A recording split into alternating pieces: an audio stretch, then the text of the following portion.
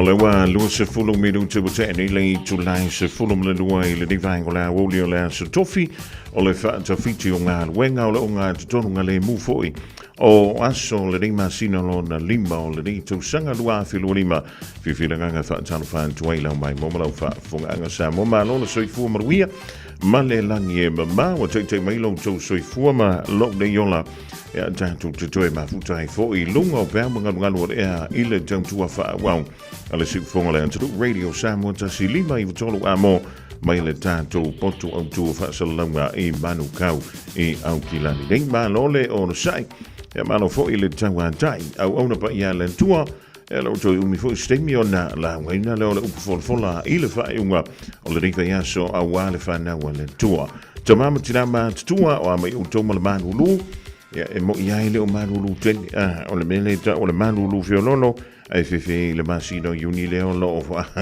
o leo lo luma na inei fefe se passaso se manulu ia i tātou pe an tātou wauni atu le malo silunu ya o mai o tō le rivaingo le a wauni da e usu le tau na lila ya po le vafi au fo ya po le futa amata le stemi o le a wauli po le fiafia nane ya la vale malo longa ioi ya talo sia o lo mafai na abida tu ya na yalo mafana foi ya onga o le ya stofi to ya ni mo tau ya mo foi leo sina komba mo se mano longa ila lo so tanto man tu ya abida tu le fana wila onga ya me se fole te mi to piki mai ya mafanga ila to o le tau o le polo kapaka le mere wa ye kongo ngisi la so le ka ilo voi le ka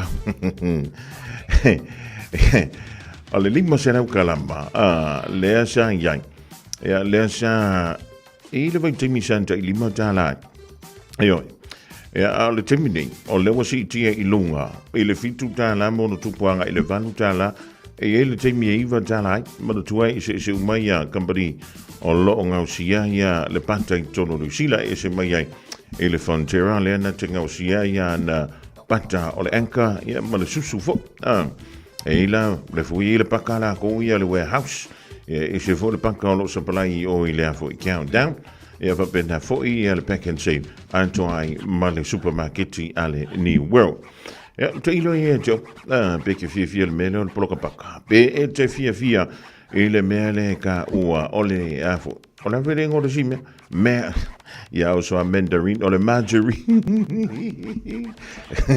e goi pe wa ma sangira ka o le menga o le mandarin o le moli foi le kiki fonga le moli la bo e a ora nga pula le kamanga e ma kwa pe ya le ki ka ma fa ingal mo le meka o le fangu juice orange juice ya o le menga ka o le mandarin ya o le margarine no te venga tu se ka ma foi le con o container la poco e ye kama e ma kwa ka ngofia ka kiri ro po ala mi ko ngorgapak ya e o telo o le telo tato yo ga ko masang ya il me le poloka paka ya sola o e mantu le me foi le poloka nga o le sai nga ku sa lo ko fa le fa lo ya nga fa ku le ma ya ska fanga ku se ke minga e le ngi fanga o le me ka o le poloka nga o le me le fanga ara me o foi o sa mo ile vai temile da e ku sa le am sa mo vai kimi o le ma ko vela e faila kwa e le kai mount gel mo poloka nga eu te lero po fe wa fai ia ka ko proka nga nga yesola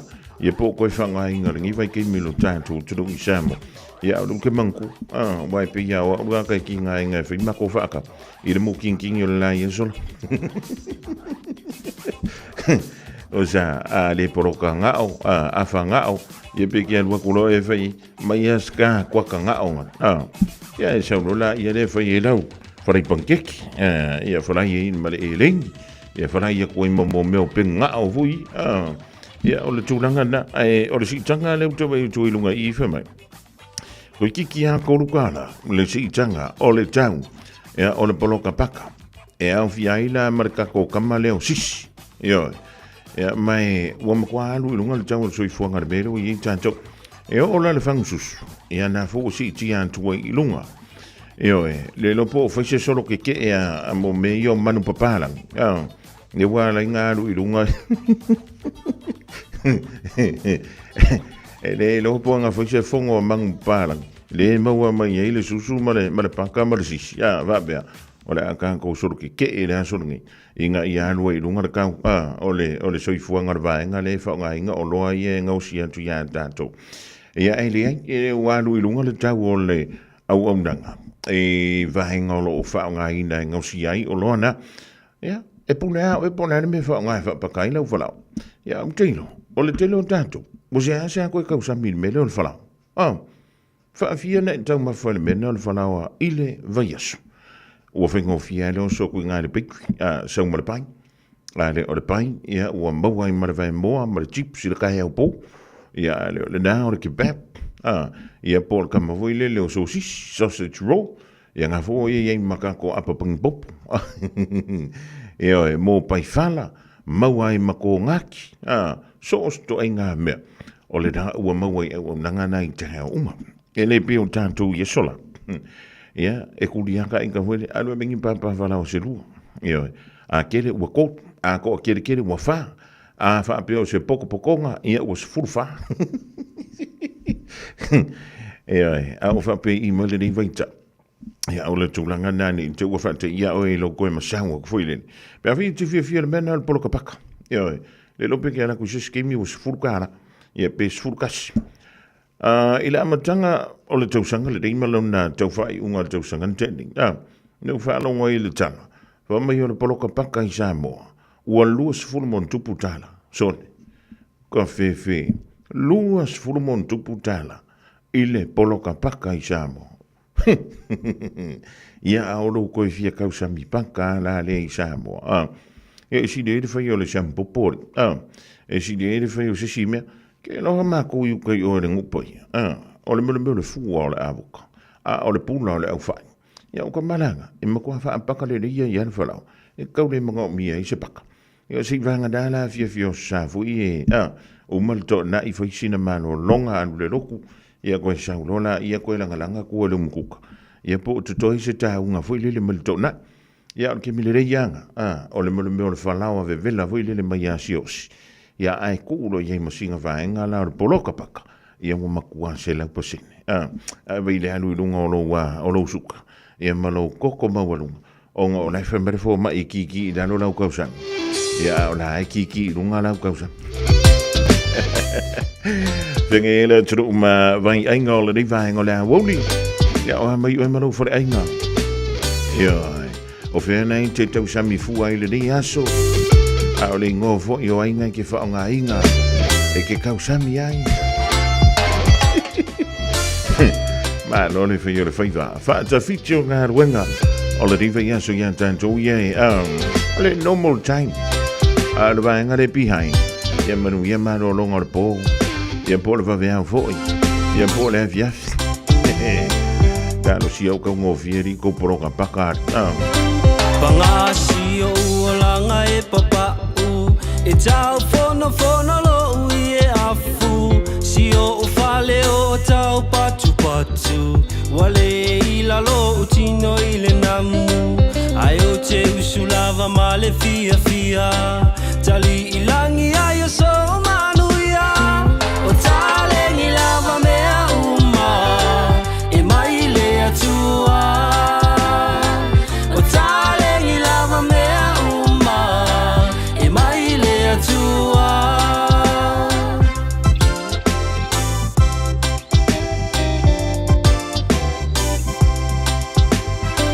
o te fa atu ile a onga e fai uma e tamaiti o uponga ile uli o si o upa ma o vai e papala ile namu o alofi vai ma fia o se e vai o te lenga fatia si o ulu e momo e tutasi le moa o le fai si o ulu e momo e tutasi le moa o le fai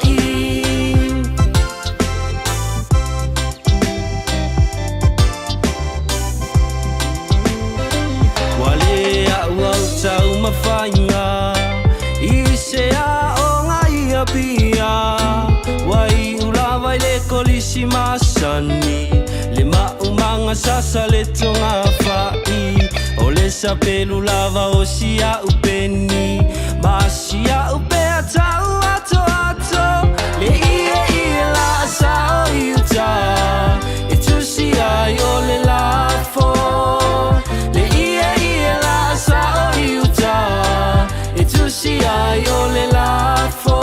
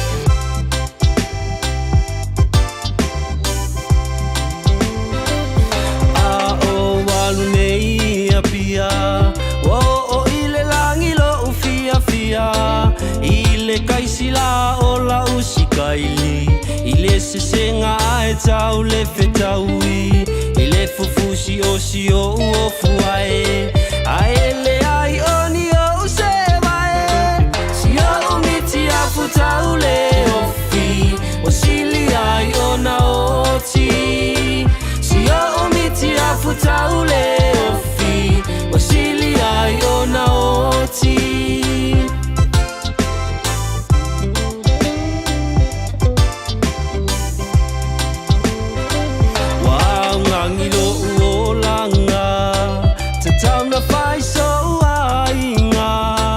Popo le vale lo uma fau fau O se panga ai o le au Atu vale o si o uloto O tau o so ai o le moe tolo La uma lo me aunga E su e ai se ava La uma lo me aunga E su e ai se ava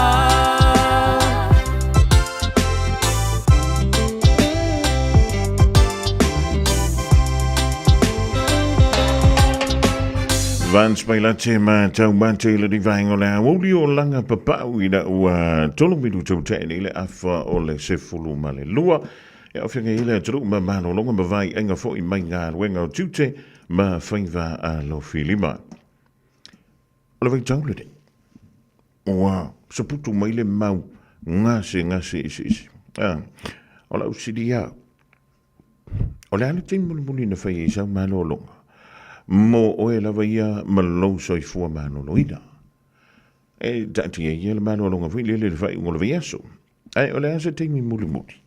Na e no fwai lava o e ia ma e whaapeane. Le ai. O le la avelo o viaso lea. Se ia umatua ia mano lo. Eoi. Pe a fi te whinga alwenga vai lava le asonga fua po leo sa. E tahu I le astona. Lanta muli na e mano loi. Ma whain sina au koma. Eoi. Wa matana e tau whalongoina fo I lele wa tingatinga I tū tasilo. Wa matana e tau whalongoina fo I lele lo papantu. Wa matana eoi. Tau tinga mai au wa eoi. Ivi aso. O ile ai ele o le pāko ngai ko rivi aso. Eoi. O le vā o le ivi foi. A vewe tau whalongoina ia tinga o vainga I o lautin. O lono wing. O na ufa mai lautino ia antu ai. Ua mo o mia na whai sau malolonga. Aua ne o tātou nau tele ile se leni. E po o le ala vare mena te nau ia. Ai ngalo ia antu ai. A ve o whas fulmon tupu o tausanga. Limas fulmon tupu. E le o koe luas fulmar kasi o kausanga. E le o toi luas fulu. E le o toi fulu mana vani. O le taimi pito I malo sina o le tino o le tangata talavau. Ea o le sifulu fitu sifulu wanu a ngā I lunga. Ngā o ngā o arkolu sifulu e whara ngā kua makan kinki ngā la kiki mai lau vai. Tolu lima wa e whara o inga ua mo mia ngā e alo vai de fōma. Nā o na whara sifulu lava. Mai, ia ua fia manga mia skoko. Pe a va pena. E te le iano vo ile le yo manu anga. I taimi a o e tala vau. Ia o a mai la o e le rivai ngola au.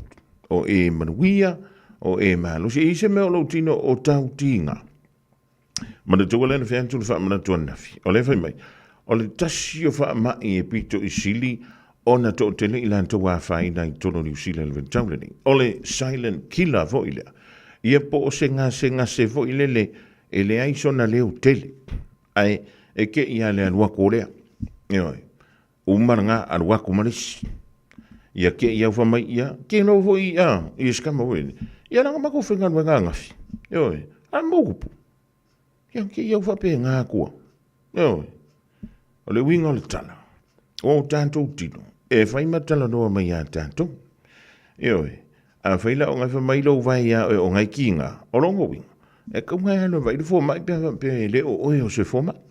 A whai o nei tau tinga tinga lo tua. O longo winga. E ka kaunga alo vai fo mai. E ke fiu e ke koe whainga winga. Pe a toe a toa le lei lo malos.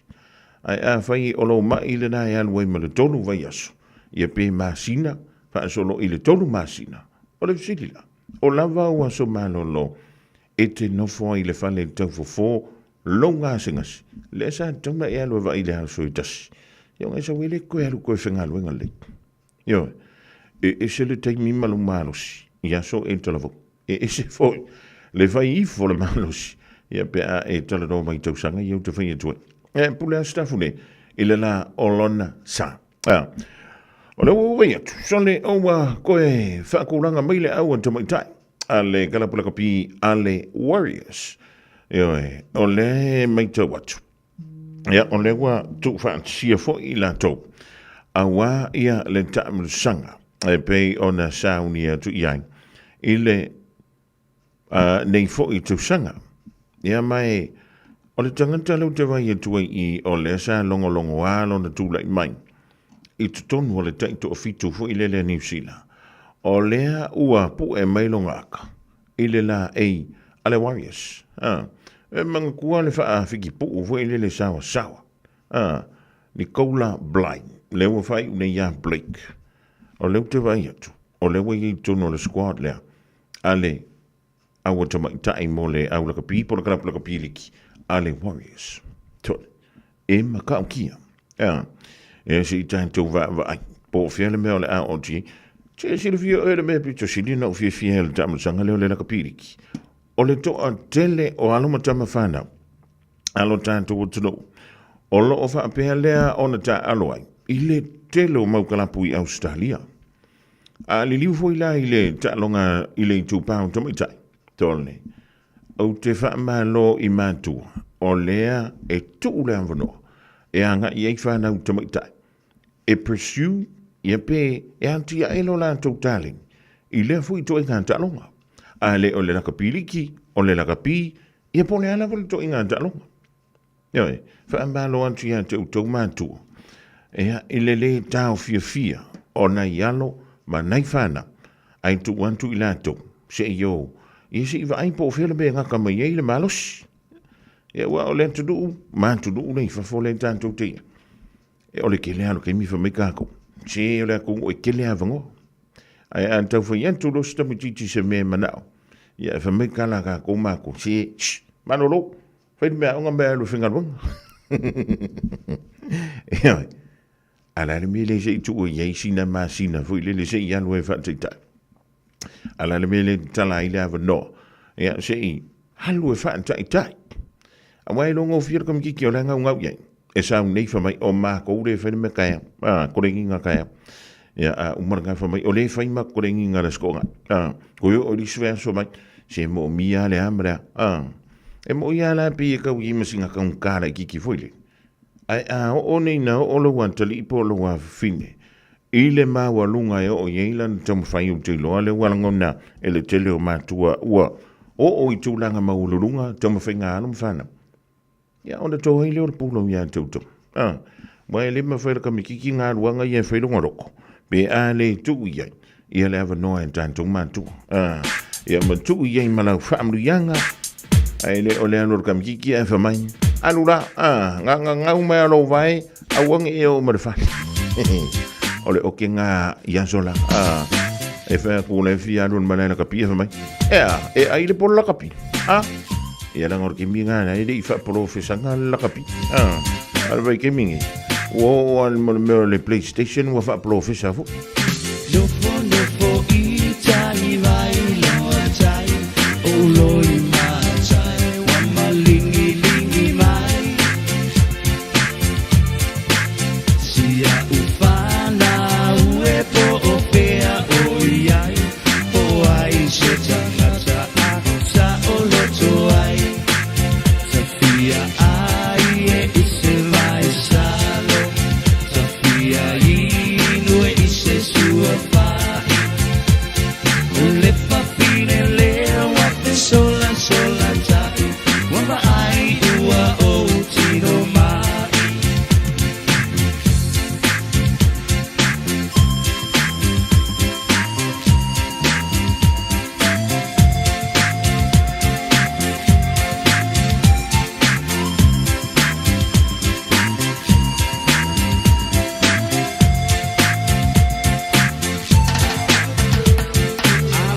Silingia ita ngaja. Wa ema ito ata si pea lau baba. Ai utali pupuni atu ita ngaja. Lepa fine na e alu pai lau pala. Safia ai e ise vai salo. Safia inu e ise sua pa. Le fa fine le wake sola tai. Wama ai ua o tino mai.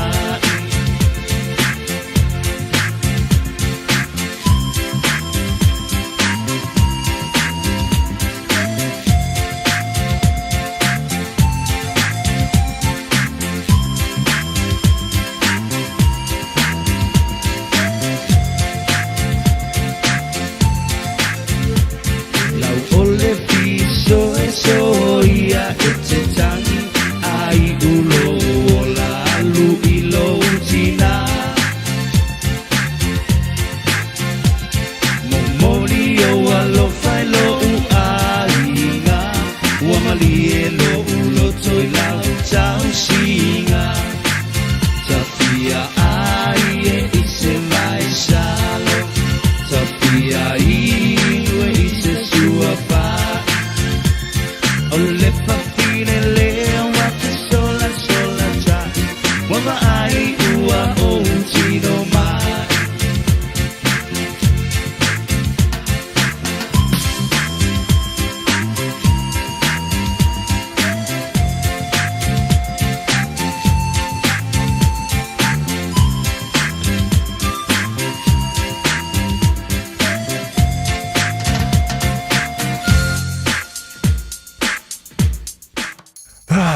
Flu season. Don't worry about me with my mismatched socks and mum's scarf. I gotta do what I gotta do to keep warm and well. Getting my flu vax is one thing I am gonna do because it's recommended for everyone over 6 months old.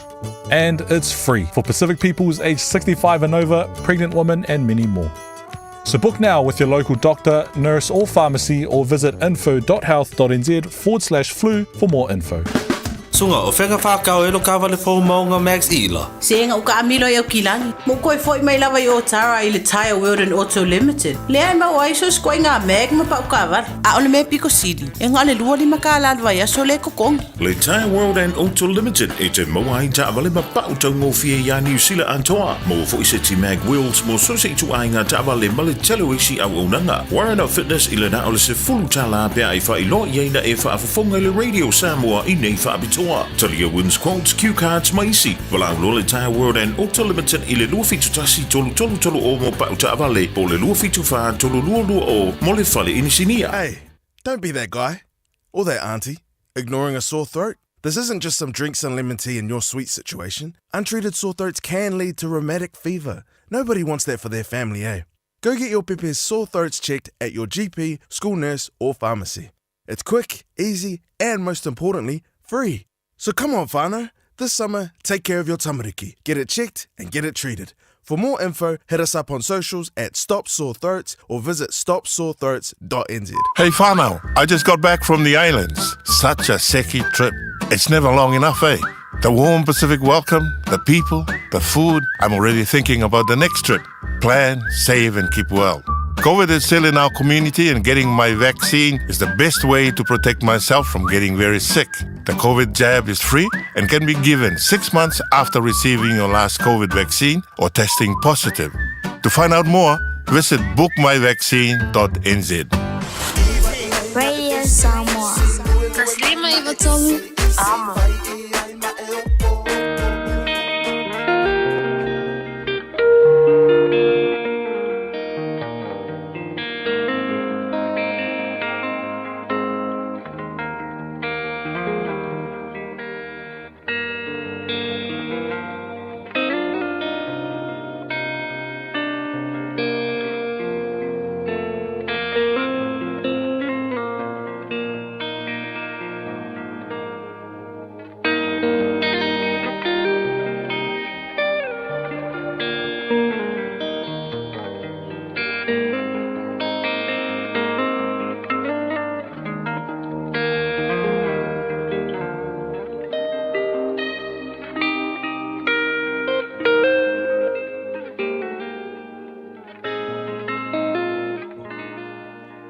Lui tau mō le aso. Ia e ola loto whaafetai. Luka ilo na mata upo sifuru ma le fitu, o le whai upo sifuru ma le lua, sifuru ma le tolu, ma le sifuru ma le lima. Ua o atu o ia e le tasi a ai. O na fetai ai lea ma ia o tangata le pela e toa tino ngā fulu. Ua tutu ma mao mai i lātou. Ua lātou alalanga mai. Ua whaapea mai. Lea li ie Yesu ia e alofa mai i a te i mātou. O le tasi o i lātou. Wana i loa ua whaamālolo ina o ia. O na toe fo'i mai lea o ia. Ma vivi i atu i lea tua. Ma le leo tele. Fai mai le tala luka. E toa se fulu le pela naoane ma fetai ai mai Yesu. Ua tutu ma mao mai e pei o tu maanga wha le tu lafono. Ua vala au i a Yesu. Yesu e whaaola mai. Ua whaamamaina i lātou mai le mai le pela. Ae to atasi, mai le to se furu. Nanga langona le loto whaafetai.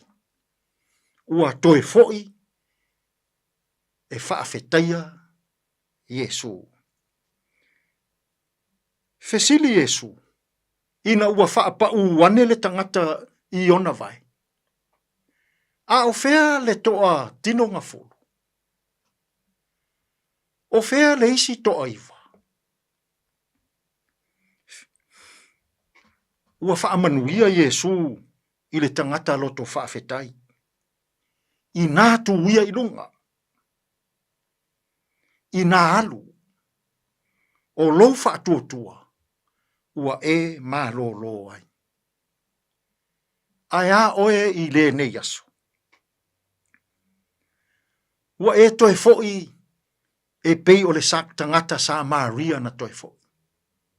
Po o e nofo i le mea o iai tangata e toa iwa. Toe fo'i nei. E whaafetaia le atua. I le ano i o lona alofa ma lona anga le lei. Toe fo'i nei. Whaafetaia o mātua. Toe fo'i e whaafetaia lou a inga. Toe fo'i e momoli sau whaafetai. I le tangata na anga le iane i a te oe. O le awa o ngā lea nei o tātou mātua i Samoa. A anga le iane se tasi i a te oe. Ia e manatua. Fai i ai le upu. Whaafetai. Ia e ola loto whaafetai. Tātou te tālo. Le atua alo whae. Ia lau tauina pea sa moa. I le aso ma le aso. E ala i lau fina ngalo pa ia. A o mai i mātou uma i o wala e pa ia mamali e. E manu ia ai a mātou fe au i le aso ma le aso. Whamanuia fe au mga luenga ua pūno no wai au tangata i le ne yaso. Lou lava suafa Yesu ua mātou te tālo atua i nei. Amene.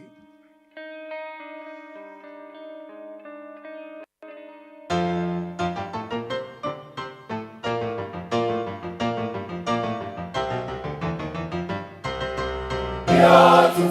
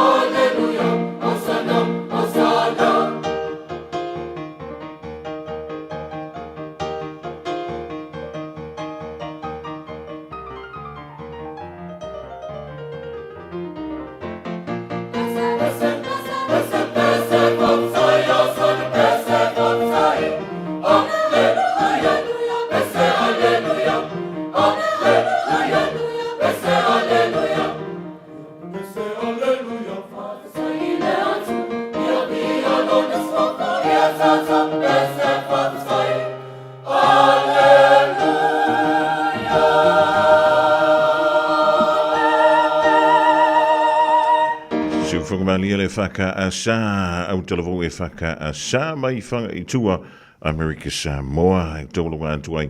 E ale polokala mena o le lui tau mō le aso e pe ona sa e whaafunga atu iai. E ama e mai moa atu i le rivaingo lea. Woli ala atu mō se whaapoponga I le Jamie whaapenei le aso a tau le wato e tolu ma le awha miru te o nā tāle o le Julai. Tasi sa ruwai le whionga ia le ulu i li mo a tātou tala I vei whanua a tala tasi I le nei fo I vaengo lea. Woli suruma tango fia awe o le la ai le tanga mea plankeke a wakua marakanga I ne koe a lai wafu. Se me manganga o ai mongangi po se mea ai po se vai lima le waia se I shaula u mongangi ya kako se I faa e vai kako umangi se I alula au kenge se I swipe langaka pole ya se me o ai se I shout yangangi po I pai po sa vika se mi mika I la pole ya se fangwa maua pole ya se me o ai va le kako pa po o se me kuku wa ko tiki mai kai Suli kase kele me pelo le wayai nge kangaka este po yo la ko la efika makayai se shout mai me mo I au ke shout mai me pelo au ke shout mai au fika pa me pelo fa kaka umba shout ai ko ka u kaka umanga la langi pa penga la la fika au ke ika ya ka ika e baby banani shout when I need e pensa le sponsor asia okay when I need shout when I need I wake up there, uma louca pay. When I need shout, when I need. Le patin talale se, esse le au le lei. When I need shout, when I need. Se staka au ke songa shap se yo o ngai. Tango o ka soche nea ko ke fia manga o ai. O le are kaunga ka, o le kau o huki ai. Ku uia ke a brother, you know that I got you, brother. Kango e au mai, triple mai.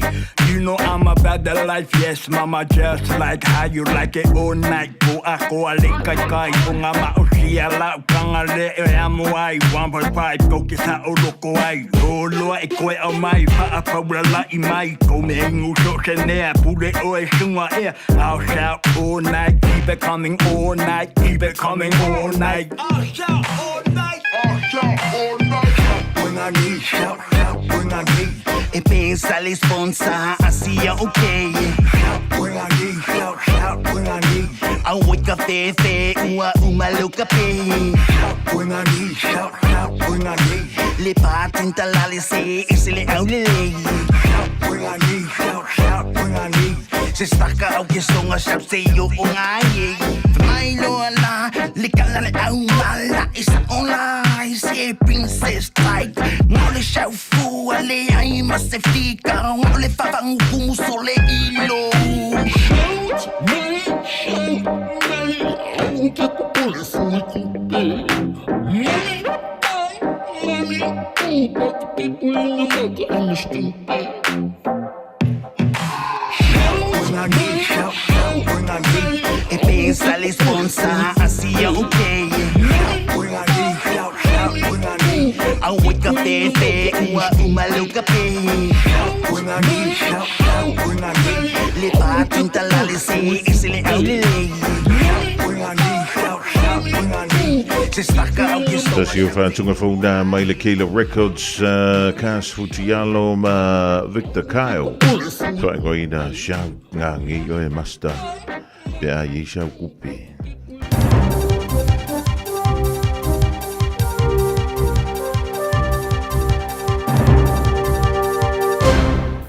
E whatalo whato se whaopoponga le nei o tātou tāla fau, mai lo radio Samoa mo le nei tu. Wa lipoti e mai nei le sa sawa ai ai o se mū tele I se tāsi o whale manofuanga I teo maluai vao po o Hay Storage I le vaenga tā o le Winslow Westerfield Road e latai Ashburton.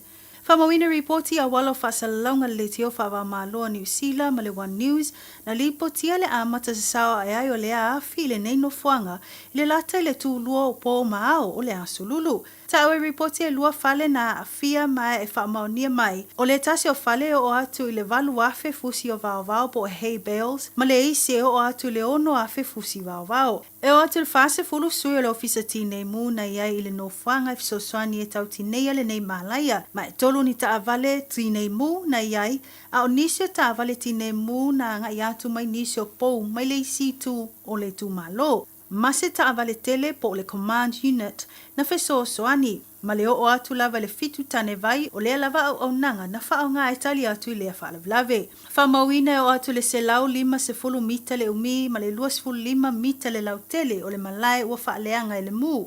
Ma o loo maua e umi lava se taimi e sa sawa ne ai le nei afi. Ai o loo li potia mai e le o iai i se tūlanga i whaapole nai a inga e maiso maota malawa o loo tūla la taane i le malai o loo afi e le afi.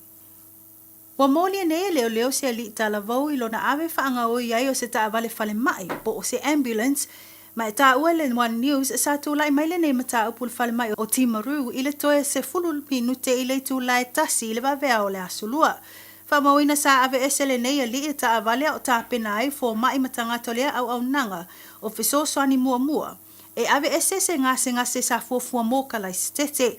O leo lo moli e 25 tausanga le matua. Masanga o ele nei ali i le taawale whale mai ma whai ai ni ana ti enga. Au ta lia le avatu ai o le ngase moka lai stete. Whamauina e whai lava sina sao le alo le taawale ma e ta ua e 20 kilomita i le itu la na alua i le taawale ma na o lava i le tolu i le 4 kilomita le mamao mai le whale mai na o ai le taawale whale mai. Sa mawhai na toe maua le taawale i na ua maua i whaamaunga masa i lilinga e ala le telefoni a le e whea lua i le taawale whale mai. Maua i reporte a atoa le leile i tu la ma le afa o tali ngā i la to e vatu le ngase mo ka lai stete ona o whainga ale nei e lii. Mai le alia e mai ai o le nei mata upo whaamaoni ai le a matatiltilo ai o au nanga o fisosoani mua i au wala e tau fi ai mata upo whapene mai le toi tūlai mai.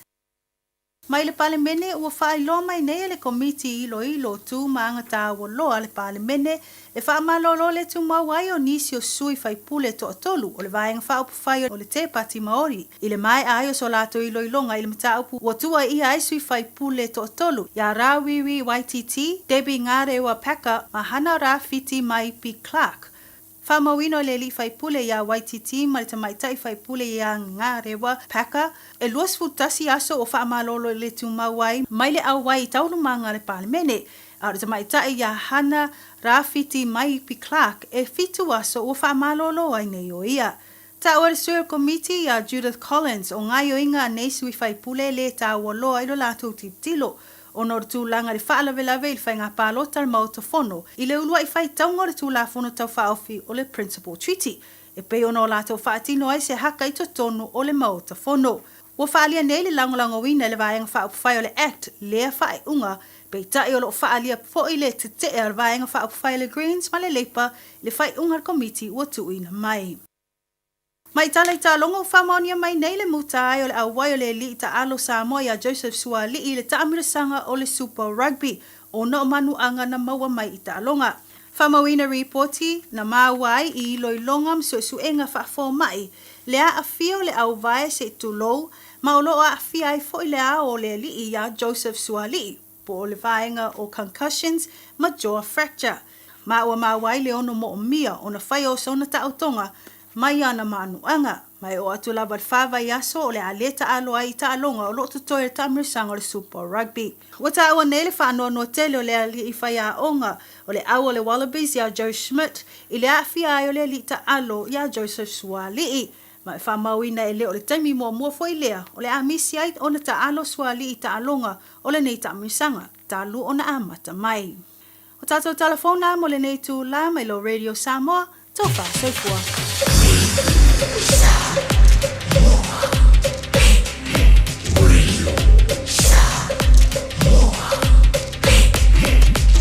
Tasi limoi votu, amo.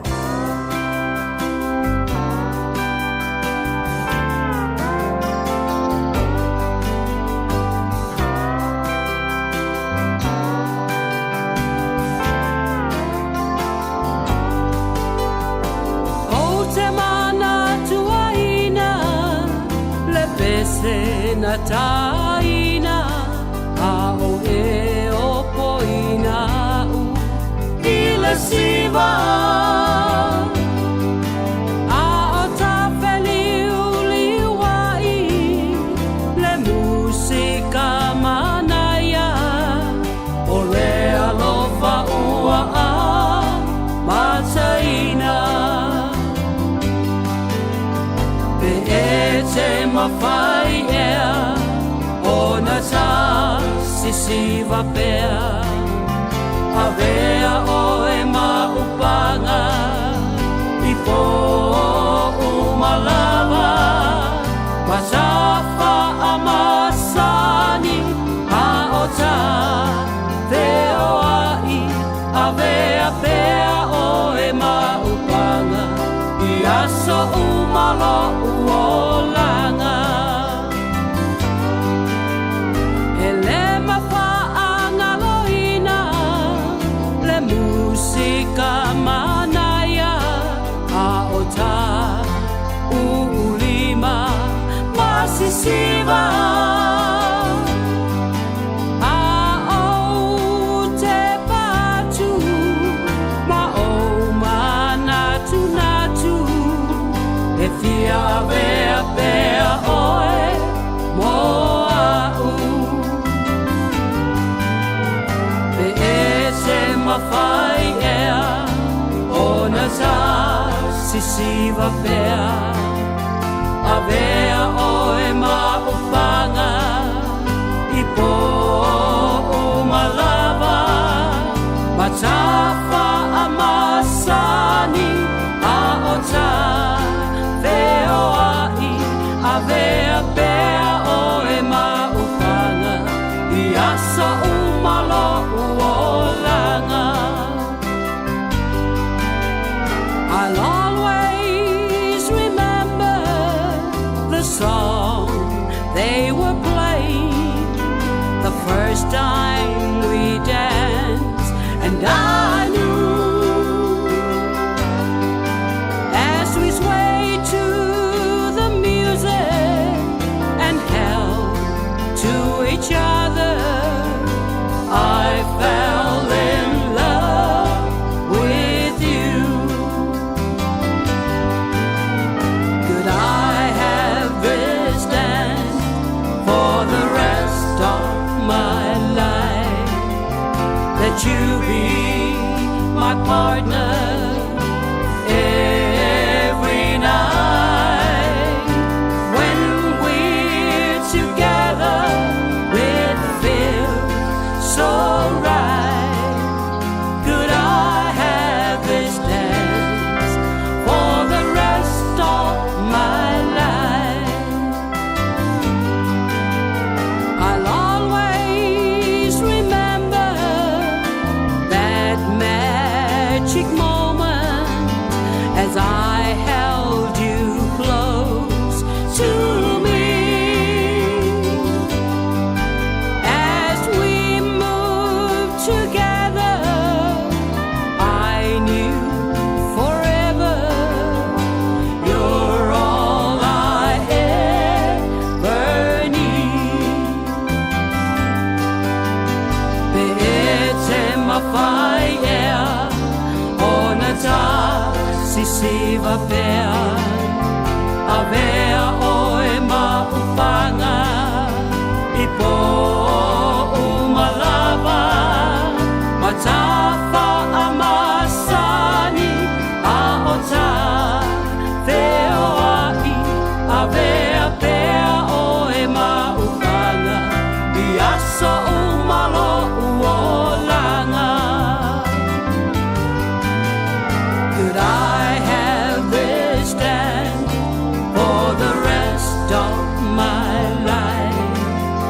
That you be my partner every night.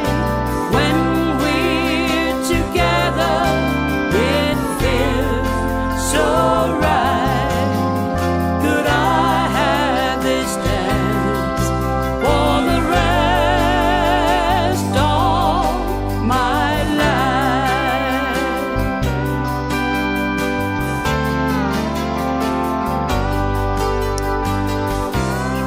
Super Valley and Ala Sila Fantua Tolanga, Yoel de Manatuana, Ela Pissin and Taina, Auta Lima Matasisiva, Elanoi for la Bassina. Well, Jayan to the Fionia, Lulu, Aisha, Hunchmore Tato, Talafo, Ila ngata sa moe pio dei whaafonga tia ila di vahengo la. Wongi au whenga ila turu mga luenga toi amanta. Ia ma tiute o nā ua toi wha wau. O le ria stofi mātango fia le asos funma le lima. O le lima sina o me luafe lo lima. A whea lewa toi mauta mai ia tala whamalo sei fua. Tala vanti e tonu tali aoa le mafuta mai le rifo i vahenga o le hawauli e se te tango moa. Le talenga ia tu veve ben ma le tausi ia me lina.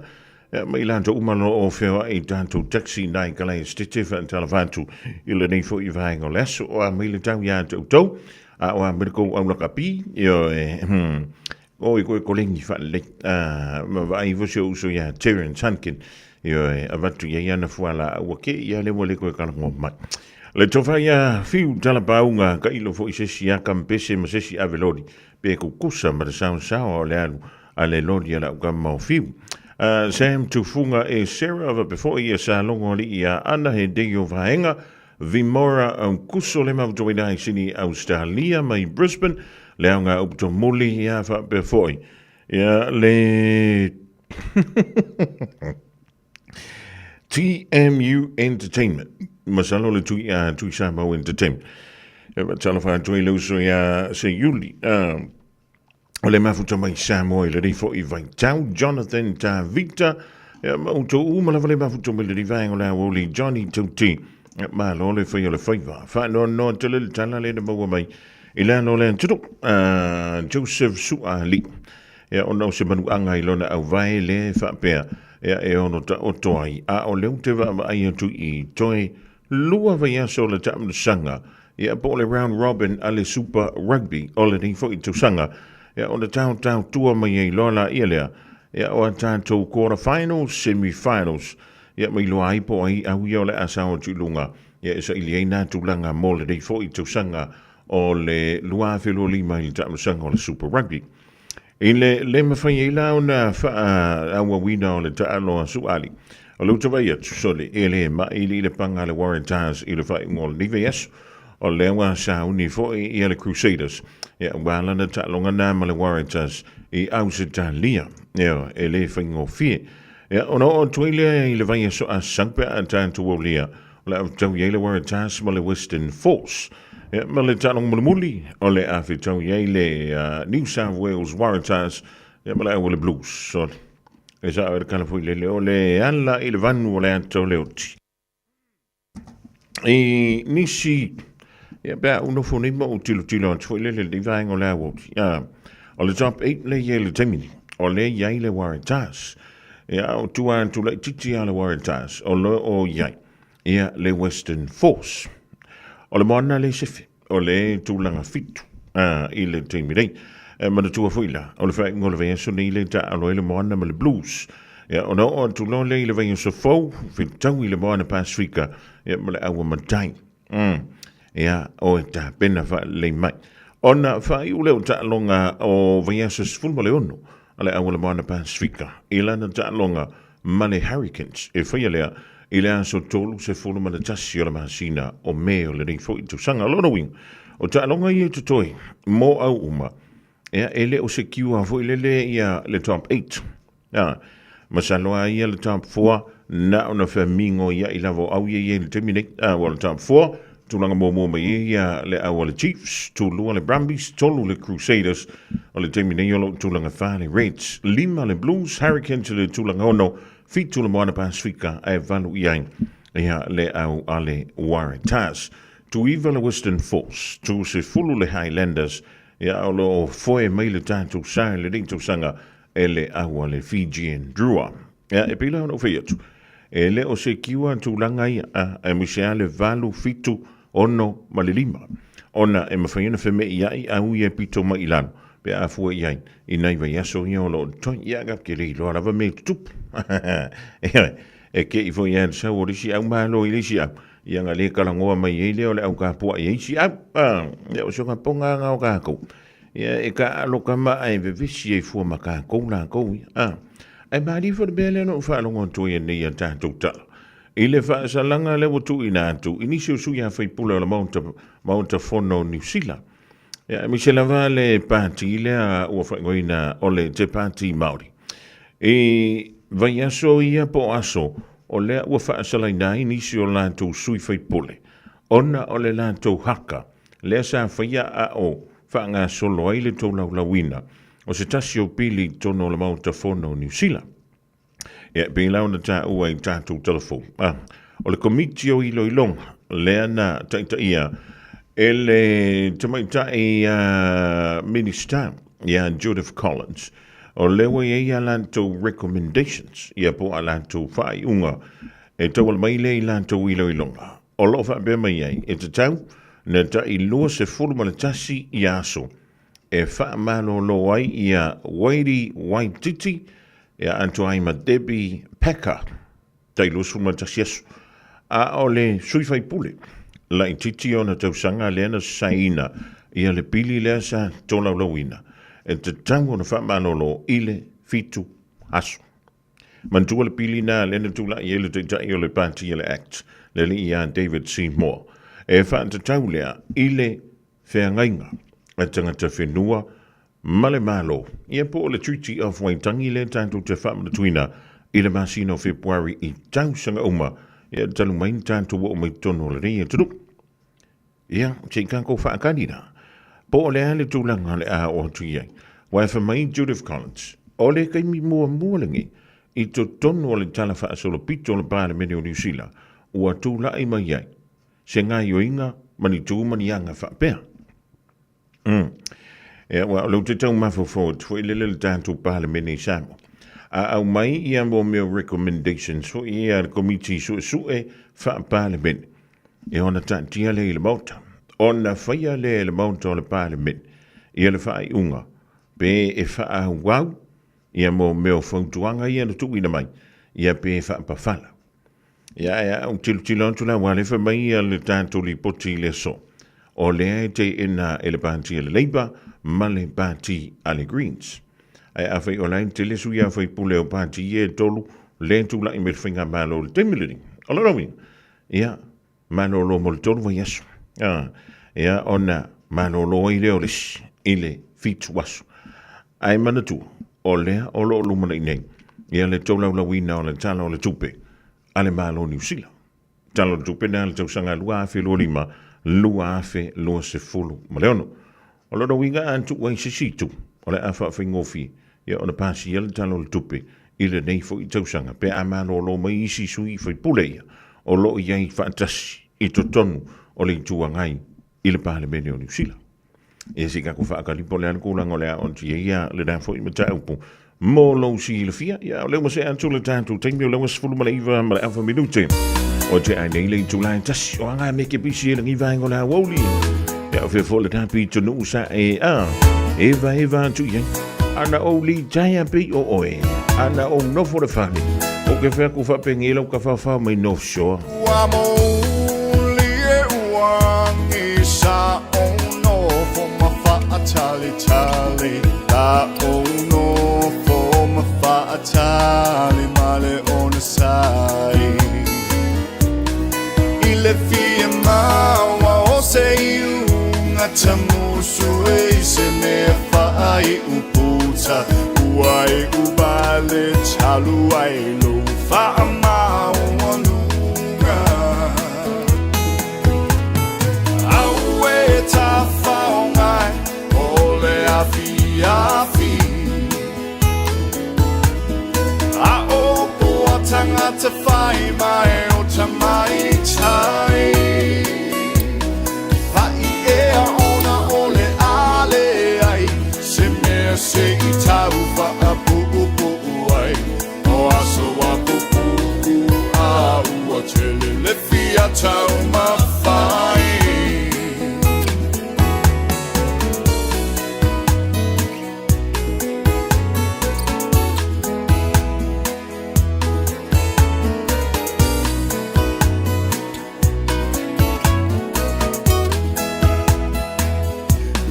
Tau I manula telu nei upu Na ole tangi ma wha upu Te patasi mai a oe Lo uau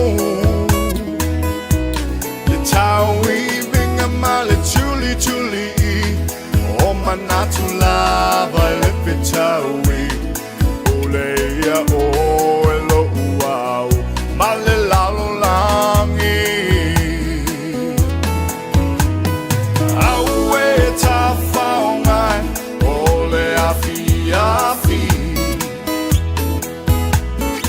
a o ua tangata whai mai o tamai tai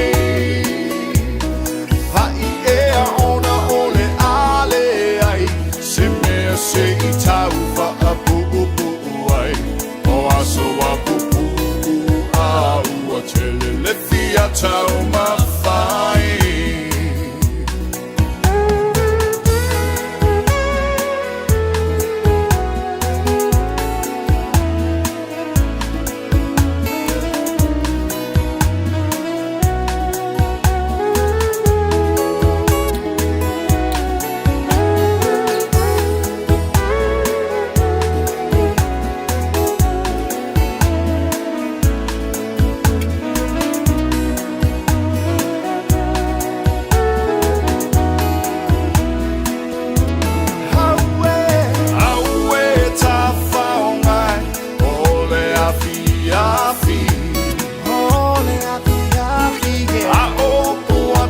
to find my old tamai tai vai e ona ole ale ai se me se I tau whaapupu ai o aso wapupu a ua tele le fia tau mawhai Haue ta whaongai ole afi afi tangata whai mai o tamai tai vai e ona ole ale ai se mea se I tau whaapupu ai o aso wapupu a ua tele le fia tau mawhai E oe, ua tele ane nau ia ua le mawhaita. Jana Vantua I le uso ia Richard Barker ma le ainga lo mam tomi dai me le pone e au se tā lia. Ma tō whea na file no whea tui so le wai sile ni waita. Ua whai le matua, whai le moto. Te le no pita manatua stasinia wingi longo a. Ale aua le Springboks. Po le au lea a Afrika I saute. E swafa ia Coronel Hendricks. Ioi. Mana tuan ta alonga o pereki le vantu na fai. E le taimi au ta alo le tangantani. E le ska mai kangaka. Ai o le tana wha no le te whita wantu wai lunga I. O lea e wha pēr mai le tala. Se fulu luan ta alonga. Na ta alo I le li a Cornell Hendricks. Mo le awa Afrika. So te po le Springboks. O lea ua maliu I le na o le tonu se fulu malafitu o na tausanga. Whamisei ngole tua I ainga o mai masani o le neifo I ali I ta anu. Antonu ele I le vātuna li taia I le neifo I ali. Ia mai se fulurua ta alonga whawa malo sa ta aloi mo le awa Afrika I saute. Ia mai whabelean ta aloi I le tausanga I lua awhis fulu mo le wha. I le ta alonga na malolo I le awa Afrika I saute le o le peleki ai is fulu mo le wha I le se fulu. Ya o leu te wa ia tu I po o lea le tūlanga na iai. Ia le soifo I o le neia ali I Afrika I saute. Ia ai o le o ta ua mai I po le antonu ia le mafuanga o lona maliku. Ai anta au le tolus fulma le fitu tau sangari o le matu sole. Ui e le I tai. Ia lona soifua. Pe a fua antu iai. Ia I le tūlanga I pi o le sa iai. Whamai, sa ia whae loa lona li taia. I le luas fulfito o na tūsanga. Pita iani, sa iai ia le afua. Ia ngase o le tino. Ia masafa pelea o na mawai. Ia afia I le ngase o le fatu. Ia masafa pelea o na malolo maiai. I le ausa ta aloi, le awa tūlon, le awa le milionea I oi wharani. Pefe o nanga I tuai le sunga ia ma no numani si foi o le olpereki. I le tele o tausanga ua tuana iantu. Ia mai o le wha apia mai le tala. Mi sia e le to tele. e le nganta i le auta puai. Ia le auta alo foi. A le Springboks po le aua Afrika i sauti. E whami champion nga ngā le tua. Ia matoe whaamana tua i lava ia i tātou. Se whaima e alua wa i lau siaki le fōma. O la tui muri da e alua i e. Ai e fu se mea langa e whiwhi ki alua wa i le fōma. E re se ai kōr fōma. O te iloma o mauti nōlele. O lesi mea lea lenga whiwhi kako. E ma kua musu e o ke mai le fōma. Mai. O le fōma. O le ana ave i e le ali. E ale mo le mea ta o le to mai malanga wa. E ma whai ai o na fō ia. E ma wawe i loa i ni ngā singas. O lo o tātou wa a fiai. Ai le wha pe whai aku lo le fō mai. Le ai, mai mau ngā kupa le hamara. Se wha mo le mole. A ngā i e o e whai siaki i le fō mai. Ioe, au e te manu i le tupe. A ia e manu i lo wola malo soifua. Ia vai e lea li i longa i le lakapi. A tantu toi fo i tua, o e mana tua, se tasi o ali i longa a i le ngata i ni usi lalangi ato. Le sunga i a Jonah Lomu. Le lai titi o tau sanga o le soifua. Ia e matau tia la ngāsanga sele nā whaina. Ia ma o le hae pese ak waka ko whasa launga so leari. Va ai lau soifua malolo ina. Va ai lau soifua malolo. A o le ala ki muri ngai alo e vai foma. Pe makua vaoa kukusa le leia le vaoa. O le awala e alu de foma. Ia ma le awala e alu de farsa. Oceania Career Academy, Sauni! Kako hoi, kaule kaua! He whai ana whai! Hoa te lumangai maguia! A whaia sa ili se la asanga fau moe, a waloe te no whai. O le OCA e au tauina ai o e imtata e sese. Maua visenga fau fale, vali fale, palasa, male soifua maloloina. O le nei awa noa e anga wa aitanga tano fo mau masiti seni New Zealand o loo halala i au kilani. Le sitala nei loa i le OCA, i le go.oca.nz/apply, po le vili mai i le o varselau ono lua valu fitu tasi. O varselau ono lua valu fitu tasi. Flu season. Don't worry about me with my mismatched socks and mum's scarf. I gotta do what I gotta do to keep warm and well. Getting my flu vax is one thing I am gonna do because it's recommended for everyone over 6 months old. And it's free for Pacific peoples aged 65 and over, pregnant women and many more. So book now with your local doctor, nurse or pharmacy or visit info.health.nz/flu for more info.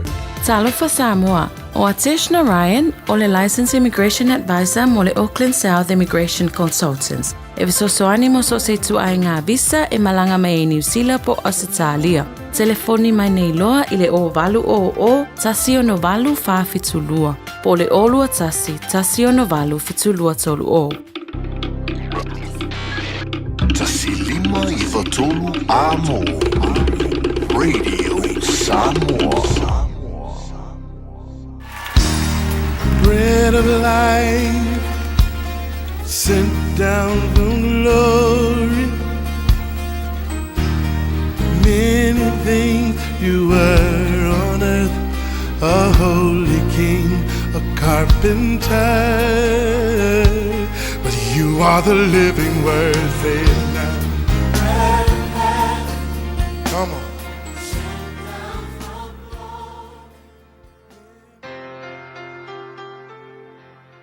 O te whawhiloa I tātou atinuu, mai tātou polkalame o nā reto leola I le nefo yaso le alofo le tua, ma anō le soifua manuia.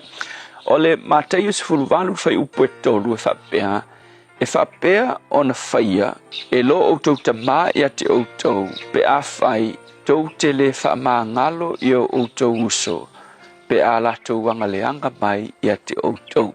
O le upu le aso le nei, o le melea, o le tāua, o lo whamā ngalo atu. O lo whamangalo atu o le whailonga lea e whamaoni ai ua e tofoina le whamangalonga le tua I lo wolanga. Na o I lātou lava e mawhai o na tofoina le whamangalo le tua I lo nolanga. E whaingo fiefo o na lātou whamangalo I natu I e angaleanga I ate I lātou. e le fa te oto na fa matala Yesu e fa manino mai ai le mele nei fa mangalonga fa te oto winga fa mai o le tasi tangata tusa le malo le langi ma le tasi tupu na ia wala au ilana au sa no fo ita lafu ia te ia o le te mi totongi ele ita lafu saule au na o le ita lafu miliona more than million over 2 miliona tala fa mai wale mafai le au na no totongi ona fai mai le o le tupu okay o le afatau ina tu oe o lo to luo la fa nau ma me uma ina ia mai le tupe to tongi la ita la fai mai ona fa pa u le o le nei au na ilunga o le tupu mai oi fa ma ngalo fa pale mai fai mai ona muti vale lea o le lofo le tupu fa ma ngalo ia te ia ma me uma fa ma ngalo le over mal milionga tupu akilo la fai mai tal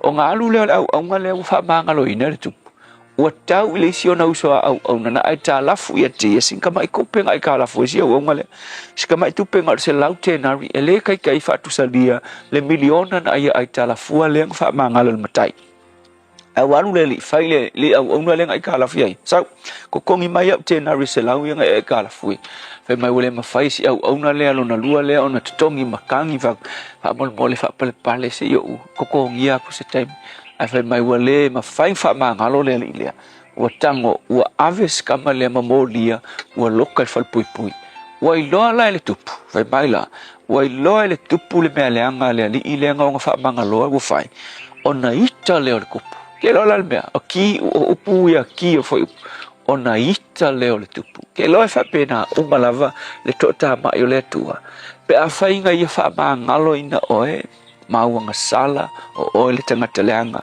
fa mangalo wanga sala aole nga ekele mafai na fa mangalo le sitangata nga leanga yete oe fa mai la tala fa ungol ka fa pe na ona fai le o tutama o le langi yete auto pe afai te tele mafai ona fa mangalo yo to so winga ole moral story afai o te fa pe mai ngai o fa mangalo o le tua ke ro le fa mauni ngai lo fa mangalo o le tua o le mafai fo ile oe ona e fa mangalo le sitangata na fai mele anga yete oe pe o le anga mai yete oe awa o le fa mangalo nga ele onga o le tangata nga mi o le anga yete oe ai ona o le experience nga e tofo ina ile lofa mawalunga o le tua yete oe na ia fa mangalo ina ai oe e ala le maliu o lo nalo o Yesu fa mangalo wanga sala ave eselo tuana ai ona la o le menga nga ko foinga na fai le tua ki oe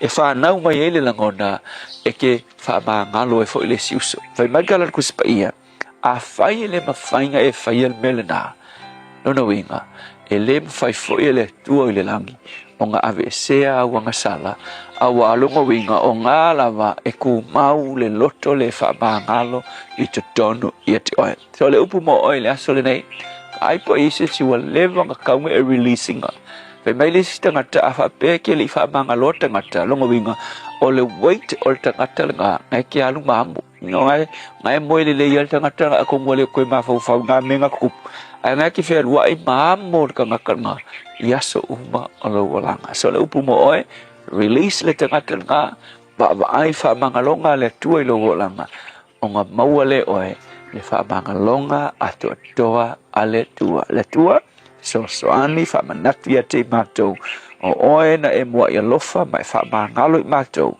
e alfo ona mato ma faina fa mangalo atu fa ta Yesu amen.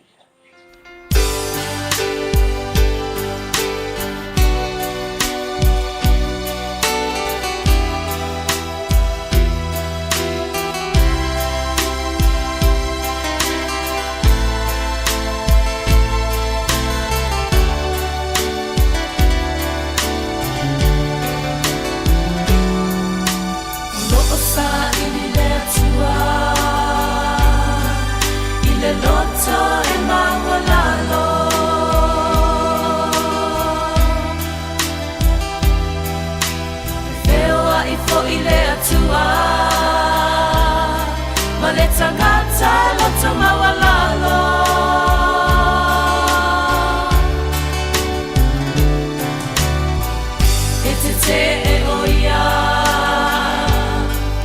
I le loto e maualunga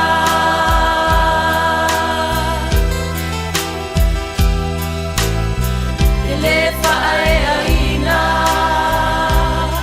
E to I halolo na iunga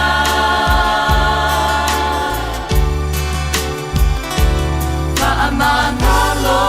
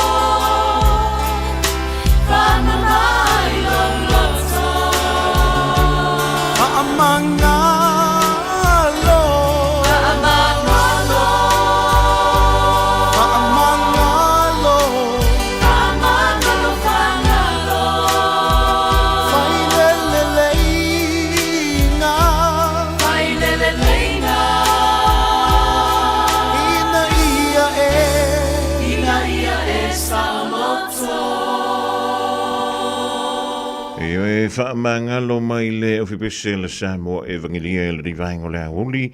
Taununga tuile polkalapida le arento leola mai a pasta la whae le kopa o le AOG lano I savai. Mola ring fo ia so tofi. Le uto is fulu iwa mirutun tale o le tula e lua tale lua. Ta ura tu tala mai a le lua I ali I Aisha huche pire whaafonga ye le tula entas. O le vingo vie o le whamai o le upule whaamangalo. Ia a o le whainga tai o na whaangano. Ia tunu nei tēnō fo masahu ato pona pona fuile. Ia ma e wha ape e pe wha mangaro ia pe a ia. Ai, e o solo tinga o loto. Ona o lente ba ia tu tanga talente le fie ia. La vai sa loko la ya lu mara ako. La ki vai ko la pu aka mai o le makafanga. O lente vai ia tu la loke o fu mai o ne hanga. Oi, le nga ye ga karanga. O nga ke ngo fu mo mafkia. O le fsidila. O ye o le tinga ina. Ya tu no le winga na le pesi. Ya ma le fo foi na le rin toleo. Fa maangalo, ia ma fa angalo. Awa o la sa lo kor kanga kala. O ka ika. O le makua ma fakia. Ia ma e fa yelo ma to inga tano foi le i se inga fa o kuia le ma ke musu ha ka le purna. Ia. E rea wan ka nga ko o pense i o ma le finga lo leli. Ia wa puleanga ia po le me kung fa. Ai, ia ma wa tan to le on sa. Fa pas. O le upo kanga ko fa ia le fa pas i ku. O le wha pasi au kafa. O le wha kōmangi ole. Awa e le taimi e whai antoli tanganta i antai. Che wha maa ngalo. O lo loko kimi ngā a wharai ing pankeke e umamai. Ngā wharai ako pankeke e umamai wali bacon. Onga o le makwaki ngā o lo tomalo whiranga. Tana whatoia Mary Cowley Peltaia ma futamai nai Marston i Brisbane i Australia. Ma o soi fua faleli popoli. Sfano la fineia tapu popoli vi ele tua unia lo lus flui va sanga i le so. E alo faanga o uso tongane e fasilia yo mantua e ma famai e vai lau tutusi. Ya nawa umana sa ni e te manava tuloa ya vatu lo i lo a e fa ma lo fa tai Maria le sin te vai mala inga i sini Australia e va te le ma mai. Le rifo i vai nga o le hawoli. Fo i mai tātou whaasalonga whaapisi nisi au nātou nisi o whaalinga ma whaasilanga o lewa taunu mai. Hei, au ona ia vea oe pei o isi tangata e manatu mā ili wha iti ngā. Ele na o le inu o le vaiti polo na seki ai lea. A le vave tonga fitia le wha iti ngā. E ono o le tūlanga e maua i le fever rheumatica, ma e le ai lava se tasi. E mana o e o se e pele le nātūlanga. Aia. Ave loa na yo walo, e whaile siaki le fo mai whale ainga, o le tausi mai le aonga, po le whale talavai, e vave, whaingo o fie, ma le mea sili o na tāua, e le totongia, e ma whaifoia na whaile tui le baisilin, e ki lia atoa ai, saula ia Samoa, i le neiva i tau o le tau mawhanawhana, ia tausia le leina yo tātou alo ma whanau, whaile siaki, ma whai loa le tongu fitinga, mo nisi whamatalanga, sa iliana i lunga le social media, Stop Sore Throats, pe asiasi i lunga le upenga ta whailangi, stopsorethroats.nz. Oceania Career Academy, Saudi! Kako hoa, kaule kaua! He whai ama whai! Wāste lumaga i maguia! A whaia sa ili se la asanga fau moe, a waloe te no whai. O le OCA e au tawina ai oe i mtata e sese. Maua visenga fau fale, vali fale, palasa, male soifua maloloina. O le nei avanoa e anga wa ai tangata no mau masiti seni New Zealand o loo halala i au kilani. Le sitala nei loa i le OCA i le go.oca.nz/apply po le vili mai i le o varselau ono lua lua valu fitutasi. O varselau ono lua lua valu fitutasi. Talo fa Samoa. Wa ule nei o kasputi alu. Awal suia ngila wa le kio. Aeva eva mai ina se fulu lima iva kolu. Radio Samoa. Vevela Ole wan tui sfuli minuta wana tala o lengtulai lua nisi leo tanto whaalinga ma whaasilsilanga e peo na tonu maila official Radio Samoa il defo ia woli e wala wala longo puili o lo tupa ia ma lo o to mamalu nisi o wha moe moe o la watonu wina ile neia vayaso lona wha iunga e ai mese fo le rima sina o me e pe ona tanto ia nei. E pe ora basi ia o le tanto fa silsilanga mo mo le tusi o le va filfili ma le tusi o le songa. A wuri ngalo sa lo minga o le tusi o le songa fa tasi ma le tusi o le va filfili e ma wai fa penga o Samoa si sifo tutuila ma marua. O nisi o tala tu o Samoa o la ngā upu o la matafa i o la matai e le whingo wha lawe pe o whai poiponga ma liu o le osi o singo a inga fesila fa inga o Paulo o si wha aloalo wha langingo e kāle sia ma le tele o le ngangana o wha aloalonga e na al fitus fultana le tau na o le official Radio Samoa i le tolu pā tolu ono Hobel Avenue Marukau e maua tuai sau lominga. Morisi wha mtalanga, malau maile lua o na lua, tasi lima iwa tolu, lua o na lua, tasi lima iwa tolu manatua, vala o mai temi whainga aluenga e leo le tu lua o po mau. Ja, whaifo nei te lelei lunga lo penga te wha ilangi tanga iane i le shopradio.samoa.co.nz, shopradio.samoa.co.nz e whaima iei lau oka awina sa o antu lava au tusi i lau maota po lo lawa po le toa tulu fo i wha whitai.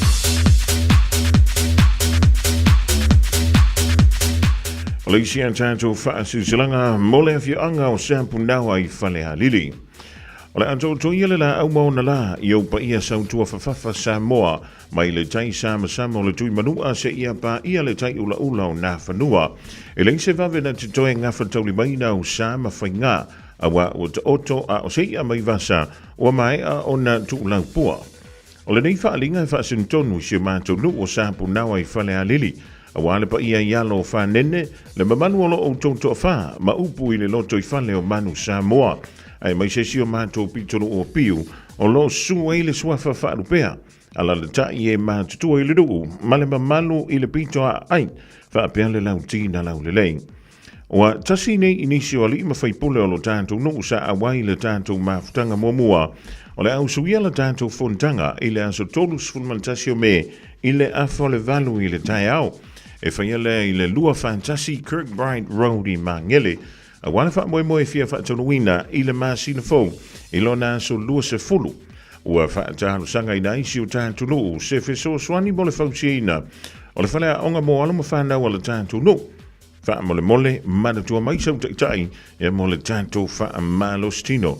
Morisi wha mtalanga wha so te iane i ale olua tasi ono tolu, ono wha valuiva. Olua tasi ono tolu, ono wha valuiva. Whaaptai o lo seinia e lima whaipule o le whianga o sampu nawa i whalea lili.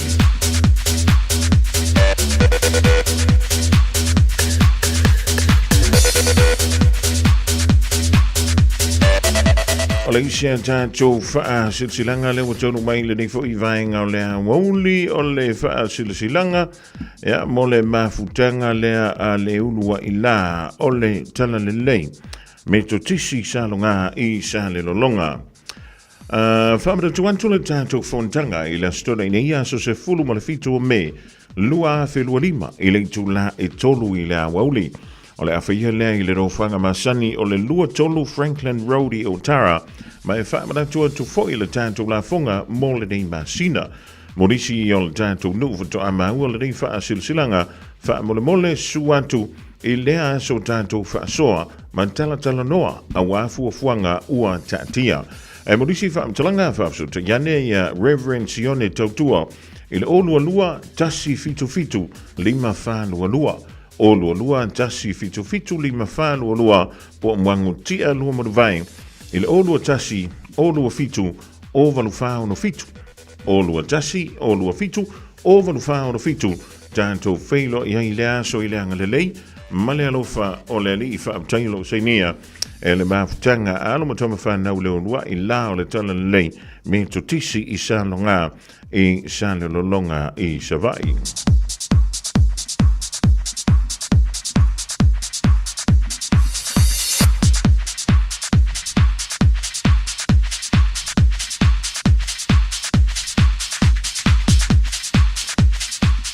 Alexia tātou wha silsilanga leo tonu mai le nei fo i vaenga o lea woli mole mahutanga ale sangata ana pa selika pa ia i leo lumuenga.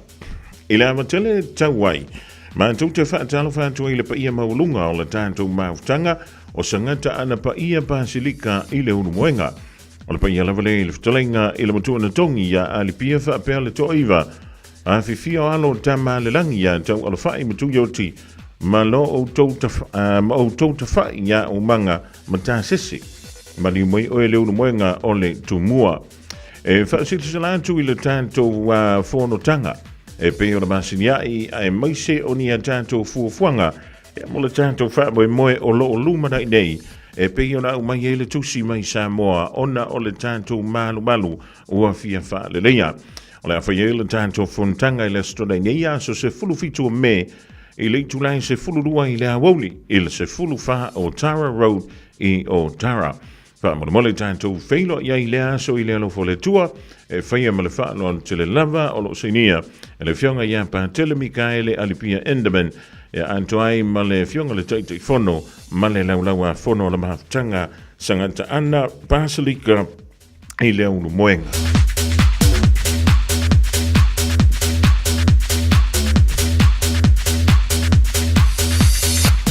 Sisilanga mo le tūmalo o si umu, ta o tō ia le la au mo na lau. A wai le mawhai seisi o na wha matua o whaiwaina o pa ia sa moa, teinane pa ia o le tua. Ai whaapito se tala mo le dei tūmalo. E asua tū vai malo I puenga, ma o wha malo luantu I le pa ia o si umu I ona tūlanga wha lupe. A whai ua sala tai malia ia tonu maiuta. Sa tau nuu lava le whono e pe ona vala awantu. Ai le I antoa tupe I le whawhao. Ona ua se le aso na ta ua, wa na o tamai le aini a va se itulou nau mai, a o le tōtele I ana matua I whewhewhe maus tai I anti nai leo sautina. O le melea, le tātou I tūmalo oe, o le a whatau nui na lava le tātou whono, I le astona I nei aso sefulufitu o me, I le toantusi o le sefulu lima Imri Avenue, I mangele I le Julai whai le fiafi, o loule awai e le toi tolo I nai le whidangalo, wa tasi iai mātou na whono, o le a whai lava le whamoe mo le kātoliko I le māsina fau, o le a leva o na tuu, tātou whilo iai le lofo le tua, I le a so tau poina, whautailo se nia e to whai ono tupu o la lafi tu la, lua to loa tāvita sua Samuelu, a suao sio whalongo, ma tuu tu la pou talai pā, mo le tu ma lo si umu. Morisi whaamtalanga whaapsotai le o lua fitu, lua ono iwa fitu wha lua ono. O lua fitu, lua ono iwa fitu wha lua ono whaafitai.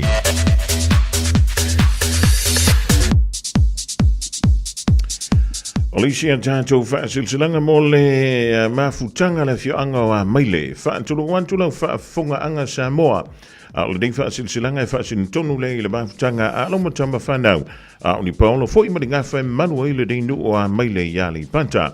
O le awhaia le tātou whuntanga I le asa a sauneia sa sfulma le valu o me I le afo le wha I le fiafi I le nauwhanga o le se fulutasi in Vero Avenue I Wiri ia po le Wiri Community Hall.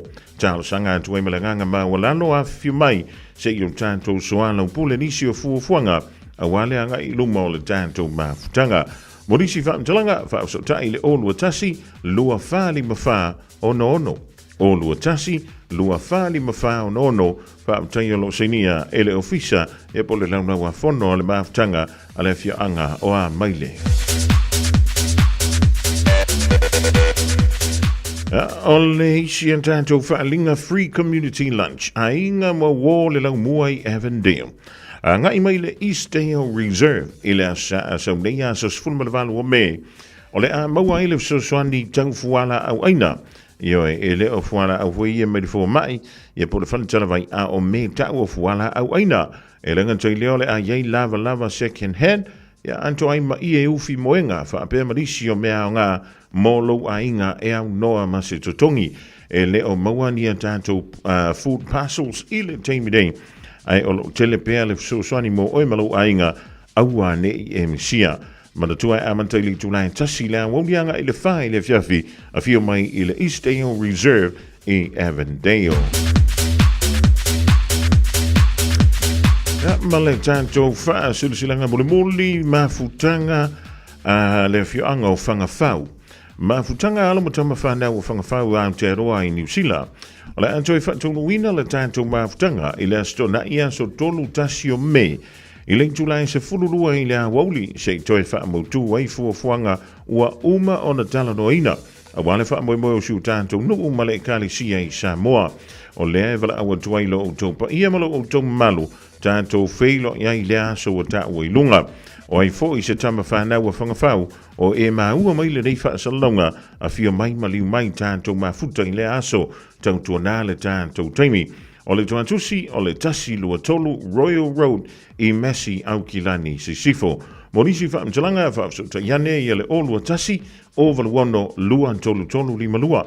o lua tasi o valuono, lua tolu lima lua, pole o lua tasi valufitu, tolu lima valu tasi, o lua tasi valufitu, tolu lima valu tasi whaaptai o senia, e le laulaua fono le mafutanga, a le fio anga o whaanga whau, e ni usila nei po au kila nei.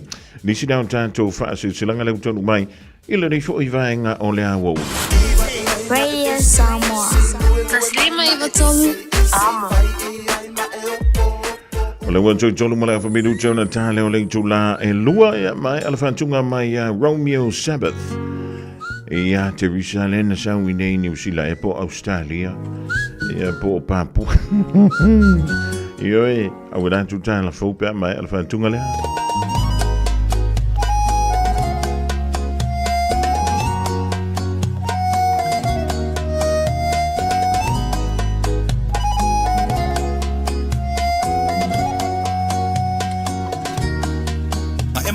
Sila no kala ya kea o eke koe fo i mai. Ama wana kukongi vai aso ka kasi ma eka ngoi la fo mai. Ka fa ama vai songi aku songi mai ma ese bye bye. Ako le masinga au o e Teresa wa ese love vibe. Movili ya ile kaya po ai li kai kai. I reply mai ile leva ole po wa ngale good night. Boa e winga ngei me kinga ma yolo ufai ai. Koe fo i mai ngei. Mamu elele kai faingaka ue mama wakulava okay walelela aluloa I say wasili ailo kalinga le kama fukanga okay ofo ilole alofa.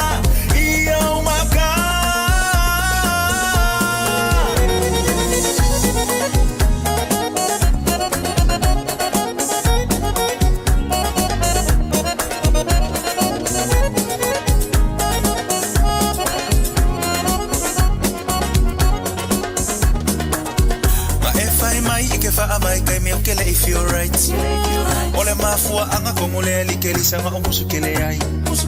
Posta ko o story nga ono maka ekele feel like. Find my nga ke PCI over ai kusunga nga ke online. Hey, kai fai nga ka. Ue mama wakulava. Okay walelela. Aluloa.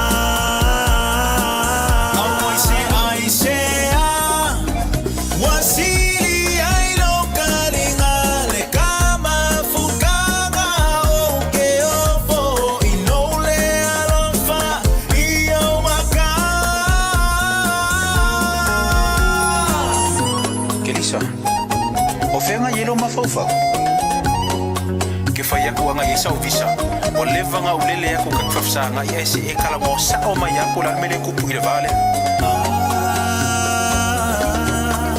afa yo sisi o kele ke ya ka kala sa o mai lolo fe fa kali kali ya kwa kele ngo mai o ma ko lo fa o ma lo si o ma ko lo life o o we lo nge e kelele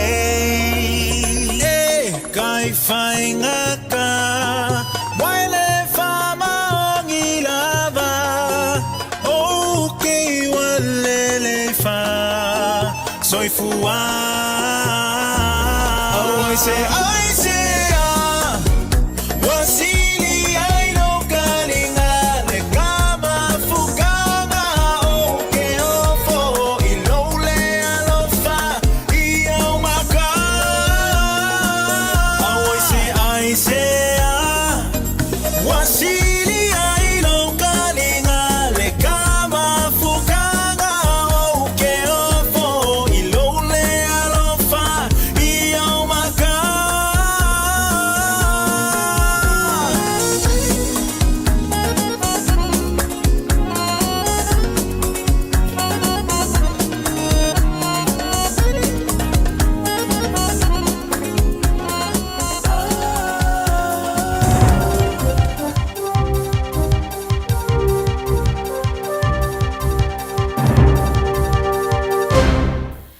whatalo fato se whaapoponga le nei o tātou tāla fau, mai lo radio Samoa mo le nei tu. Wa liputi mai nei le sasawa ai o se mu tele i se tāsi o fale manofuanga i teu maluai vao po o hay storage i le vaenga tā o le Winslow Westerfield Road e latai Ashburton. Whamawina reporti a walo whasalaunga le teo whawa maloa New Zealand ma le One News na lipotia le amata sasawa ai o le awhi le nei no fuanga i le latai le tūlua o pō maao o le asululu. Ta awe reporti e lua fale na afia mai e whamaunia mai o le tasi o fale o atu i le valu afe fusi o vao po hay bales ma le isi o atu le ono afe fusi vao. E o atu le fase fulu sui o le ofisa tinei mu na iai i le no fuanga fisoswani e tau tinei ale nei malaya ma e tolu ni ta avale tinei mu na iai a o nisio ta avale tinei mu na nga iatu mai nisio pou mai le isi tu o le tu malo. Mase ta avale tele po le command unit na fesosoani ma le o atu lava le fitu tane vai o le lava au nanga na whao ngā e tali atu i lea whaalavlave. Whamauina o atu le se lau 5 mita le umi ma le 2.5 mita le lau tele o le malai ua whaaleanga i le mu. Ma o loo maua e umi lava se taimi e sa sawa ne ai le nei afi. Ai o loo li potia mai e le o iai i se tūlanga i whaapole nai a inga e meisa o maota malawa o loo tūla la taane i le malai o loo afi e le afi. Wa moli ne leo se ali tala vau i lona ave whaanga o iai o se ta avale fale mai po o se ambulance ma e ta ua le One News sa tūlai mai le nei mata upul fale mai o Timaru i le toe se fulu minute i le tūlai tasi i le vavea o le asulua. Whamauina sa ave esele nei ali i ta avale o ta penai fo mai matanga tolea au nanga o fisoswani mua. E ave ese se ngase sa fofua moka lai stete.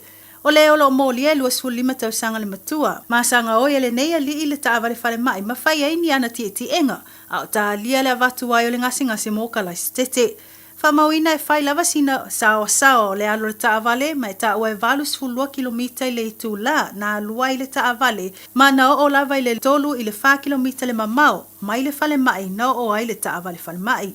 Sa mawhai na toi maua le taavale i na ua maua i whaamaunga masa i lilinga e ala le telefoni a le e whea lua i le taavale fale mai. Maua i reporte a atoa le leile i tu la ma le afa o tali ngā i la atoa e vatu le ngase mō kalai stete ona o whainga ale nei alii.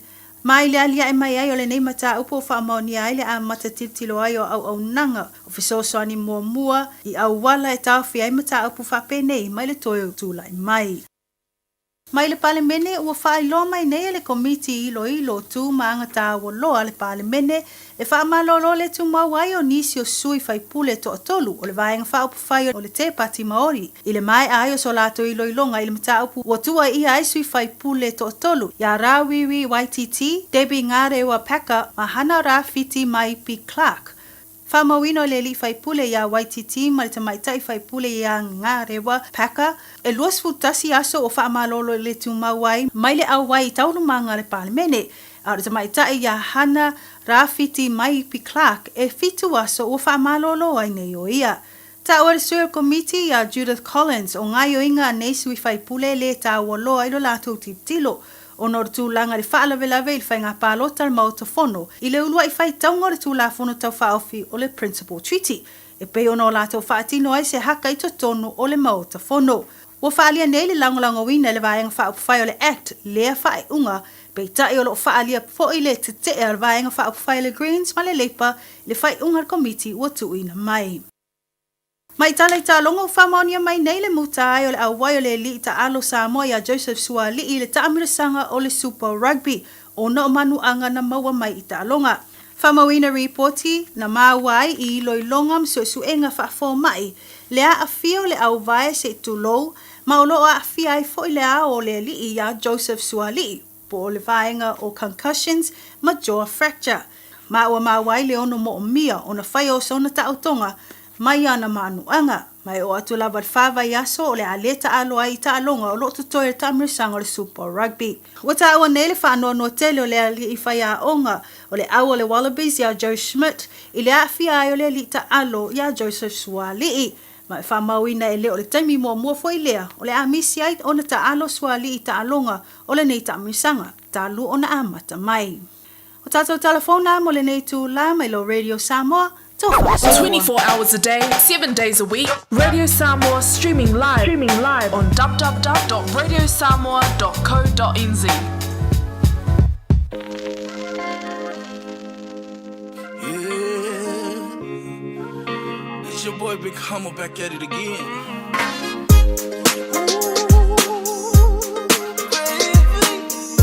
So boy, turn this up. DJ, everywhere Muslim baby, King I in my phone, Billy Melody and listen make the sound. Yellow phone on my mouth, over till it on my sound. I know I'm a tell, see I find out my Lucy all the two in the now. I find what I'm Muslim baby, silly and a cool. King I in my phone, Billy Melody and listen make the sound. Little phone on my mouth, my Lucy till it on my sound. I know I'm a tell, see I find out my Lucy all the two in the now. If you look baby, what's that I have a know? Yeah, I'm on the tour. Got going late if I lose so low. Hey, look, baby. What's that? I have a no. I act with me for you, man. But I don't know where I feel my see me alone. Not how we. Oh, yes, so I say me alone. Not how we. See me alone. Not how we. Oh, yes, so I say me alone. Not how we. Oh, yeah. Well, I'm not tongue, yeah. Let's we allow time lead. What's I feel if I'm sing out? My meal was so piece of my Salam my name, Lulu told little more now.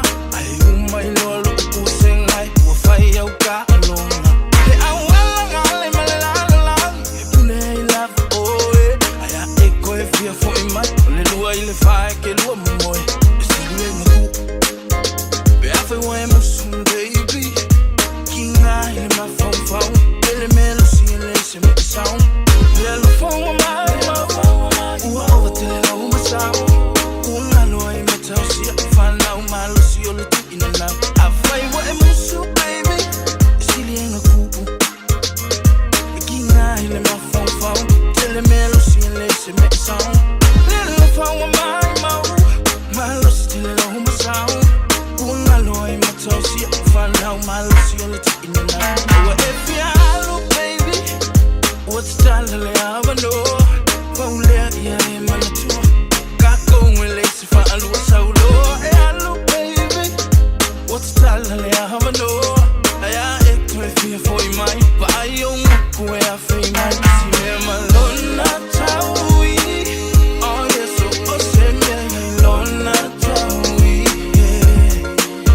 See me alone, not how we. Oh, yes, so I say me alone, not how we. Oh, yeah. Silly. Boom, what a man, I let you more.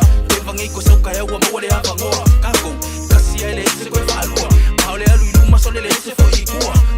Vai so me ka ale le se ola e no ku ka mai ku ye fa ko ola soli wa or ka ola ye la goma mai na wor fa ya o se su ke le la goma wa if ya look baby what's that le have no Paule ya e man tu ka ko le se fa alu sa lo e look baby what's that le have no aya e to fi for my but I don't ku e a fi my si me malon na tau.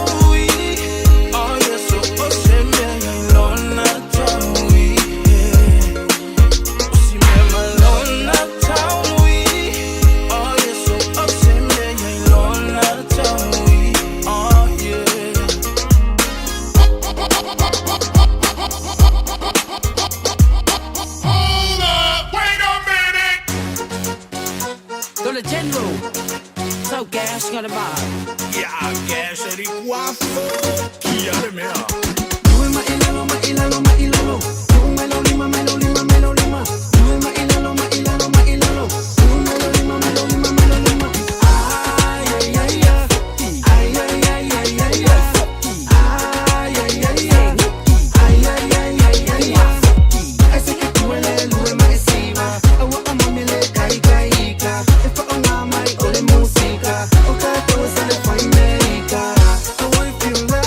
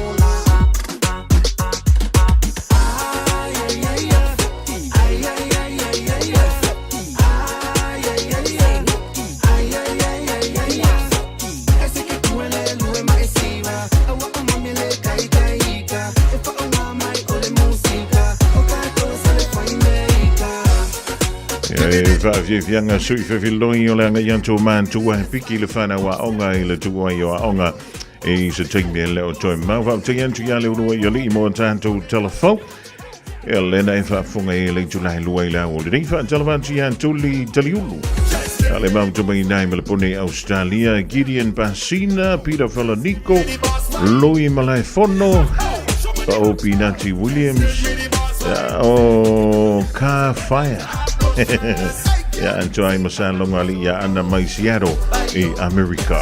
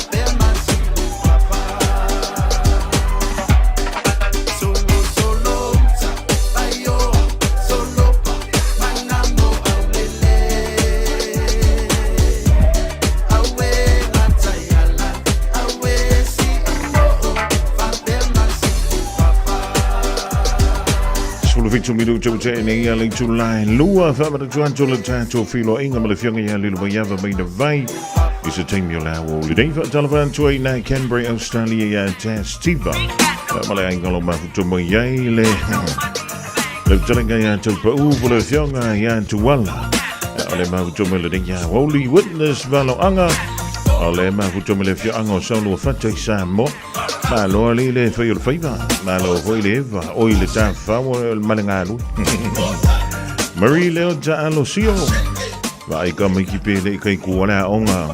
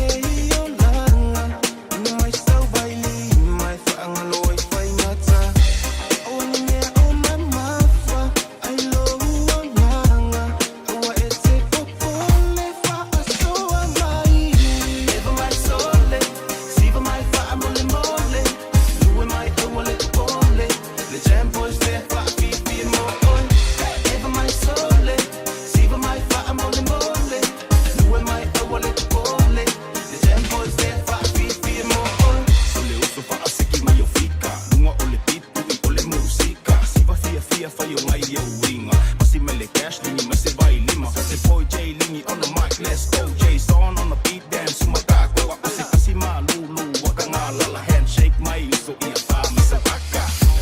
Ua mai ele uso, ia nei o langa.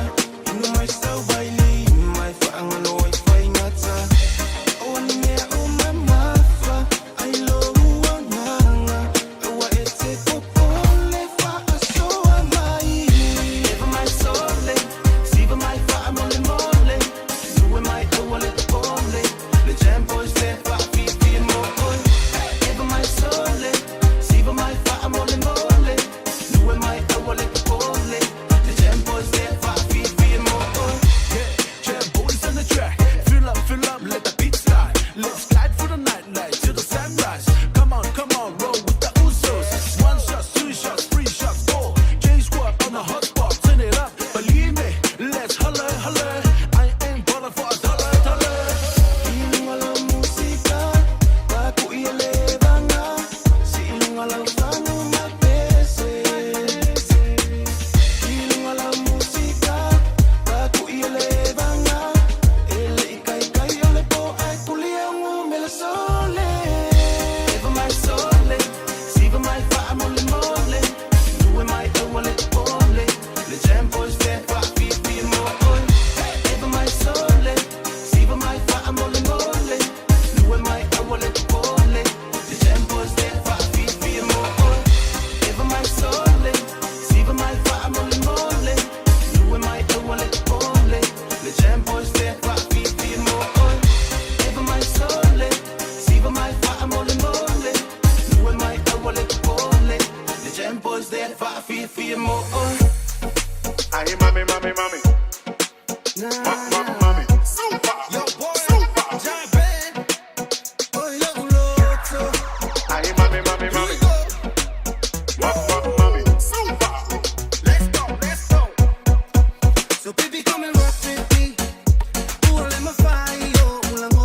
I want to have a piece of me. I want to have a piece of me. You are mine, I am your lepo. So come down and take our time. I want it to fast. I want it to fast. So we are the one. I've been waiting all night. I've been waiting all night and day. I've been waiting for you. I've been waiting for you. Oh, yeah, I've been waiting all night. I've been waiting all night and day. I've been waiting for you. I've been waiting for you. Say my e pule o ia tanga. Le po amata. Su esa upang. E pule o ia fanga. Say my move your feet, take it down, turn around and down. Say my move your feet, take it down, turn around and down. Yo e whawhiwhianga sui whawhilongi o le vang o le hawoli a wheo nei e lau speaker Bluetooth i nei lo mo ta po lo lau po le tau whale whainganwe. Alu i lunga o lau telefoni whi awea i ona download le o le app e ta o le TuneIn app. Yo e TuneIn app ti unu e app. Ja, ona e anu le sa ili e lunga i dale Radio Samoa. Ona wha ona no le i lunga o lau Bluetooth speaker. Ia po au earphones, po au headphones. Na tala tonu la ia le pia la te wha longo. E lunga o le wha mo. Ia po lunga fo o le Spotify. Ia po lunga o isi au nanga i e wha ngai na janto le ringwai tang. TuneIn app. Ona mawhaile ona e wha funga iei. I lunga o lau Bluetooth speaker. Ia po lunga fo o lau javali tonu o lau sa le ringwai o lau. Li tia tamala va talavantu witness vala anga ile vangianga wa ku kirisa la ko piki me komikia onga ko sawa fa wina tani lu mala inga dai papa toy va before friend chilla pola tali ai lo tanto filo inga mala fionga ya lilo mai va ile nei fo i vango la wo wa nga e piki le fana wa onga sia kilo sua o ya mala va yo la ja vale a fa pe i mai pala yo pa o la ja vale ya mala le to yo o la ja vale le vai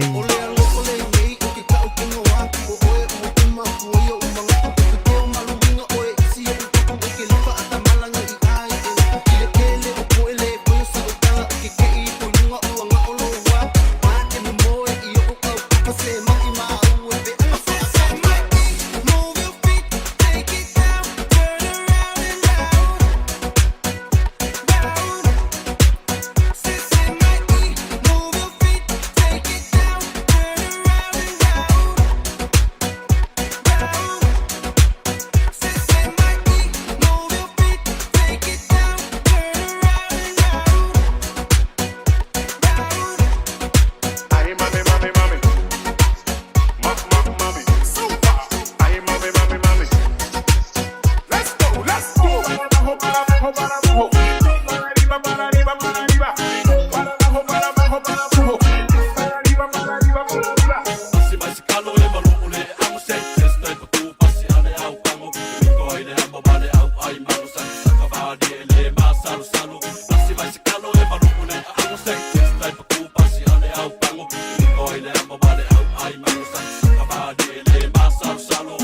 Whatever I se bedste, det I se fiu. Nu er pepper juice, ej, går du fange new. Bare vi vil i fange, og jeg ser i læs igen. Det er jeg, det fejl, du er. Fej, jeg siger ingen fuld. Alla mig wow, og uli mig fag. Bænger, sipper, ære, bænger, frise, kalder, lækker, kalder. Bænger, fusu, ære, bænger, unge, nu er. Og lærer et fugler, lov, vej, sæt, bænger, og som du er. Ejle vej, så I lærer, så er går. Det er kun, der er mu, ej, det kunne faktisk mor. Galina, ele, ejle, lov, mig, kur, og bænger, han se, flat, ejle, kur. Passi mai se calo e malone, amo se, esta é pra tu, passi ane au kango. Koile amo vale au, ai mago sa sakamari, ele masalo salo. Passi mai se calo e malone, amo se, esta é pra tu, passi ane au kango. Koile amo vale au, ai mago sa sakamari, ele masalo salo. Saka mali, fa asa e fa fima, mo i ai fa asu su, so le fai ngo fima, kau ma fai e fa mali, ele mali e chupa tapo e le passi e, fa mali fina ngalo, su le pong le au le nalo, se oka oka e so pa salo salo, se esi, au le de desi, se king size, kuka ma tusha ma me me, au e fuku e li lana kuku gengi, au mai fuku fa ama ali, kuko yu e palo, si amu e de ele, at the end so, oi wa ma koleni, ma e ma singa so se decorate, super kelly. Passi mai se calo e malone, amo se, esta é pra tu, passi ane au kango. Koile amo vale au, ai mago sa sakamari, ele masalo salo. Passi mai se calo e malone, amo se, esta é pra tu, passi ane au kango. Koile amo vale au, ai mago sa sakamari, ele masalo salo. Awe Maria de Go, sempre uma fama boa, a ser uma boa, na carne e se me coi, mas ele não fango, ou para pam, para aqui que ele fama lo, isso é mais se fango, já que não é coisa vai macaco e ai, whatever vai, a rumar ba a mole me se foi se me ai, o eba saúde passe lá fe ei vai, para o fim é para se maca me que como ai, a moca a fe ele é com ai, abre a que se com ele lava ele e cai, say 4, 6, say 5, sakamari, ai, o que fe ai, Passi mai se calo e malone, amo se, esta é pra tu, passi ane au kango. Koile amo vale au, ai mago sa sakamari, ele masalo salo. Passi mai se calo e malone, amo se, esta é pra tu, passi ane au kango. Koile amo vale au, ai mago sa sakamari, ele masalo salo. Another hook line is sicker. Dr. by Mr. Victor, cook it up in the steamer, watch the smoke get thicker. Straight to the head, but don't hold your breath. Let it out. Then count to 10. This here's another one. Get in line if you want some. Get you something, but don't forget your hunt, son. You might get it twice, or you might get it once. It stays in your mouth like some sweet honey buns, mix it with some peanut butter and jelly. It don't matter, all I know is I need something in my belly. 2 scoops of confetti, no less, no more. Now the blow is ready, just hold it up and keep it steady. Passi mai se calo e malone, amo se, esta é pra tu, passi ane au kango. Koile amo vale au, ai mago sa sakamari, ele masalo salo. Passi mai se calo e malone, amo se, esta é pra tu, passi ane au kango. Koile amo vale au, ai mago sa sakamari, ele masalo salo. Passi mai se calo e Favivianga sui filoi tu vatsielo soia DJ Dave. E te mola partiso le fai mola dei foi vaieso. Talo si ole na we tau no le toa o onga ale fanau. Mau pele ki o lau le tio le Radio Samoa. E bolonga fo o lau telefoni ja va talo van toia so le Bible so ja taiso. E fo ile vinga pestau titia. E marca ka popo nga o le pepe e le monto Samoa mangeli. Wai nei le la le Bluebird Lumber and Hardware I Mangele. A wa fa tau molo ainga I Samoa. E mawhai ona whai umai oka o loa whauwhale. Pusa aisa o ngā umu TV moenga. Se tino forma le telo o loa ese. O fa tau umai mawhai ona te tongi le tātou ofisa I Mangele. Ai piki I whale o loa o le Bluebird I a pia vai tele po sa le longa. Walau loa le o lua tasi 5 tolu fafa. O lua tasi 5 tolu fafa. Pe I meli le info@tlmarketing.co.nz Moni si fan Talanga. O se tala fiafia nei Samoa, wei nei se tautua ma se aunanga family noto mai le kampania le City Car tua tusi tasi dua lua Lincoln Road Henderson. Te maua iai le tele o tawa la poa band e o foi tatu tawa le laiti. Tania foi la tofa ale tonu tongi e talafo mo le tatu cashback. A mantatu lima se lausi aga iatu le 5 fe tala. Fe sota mai ulungia Peter Pernanto le numera o lua tasi o walewalu fitulua. Pe ai manaumia se tawa le fau molo ainga I le tau malulu. citycars.nz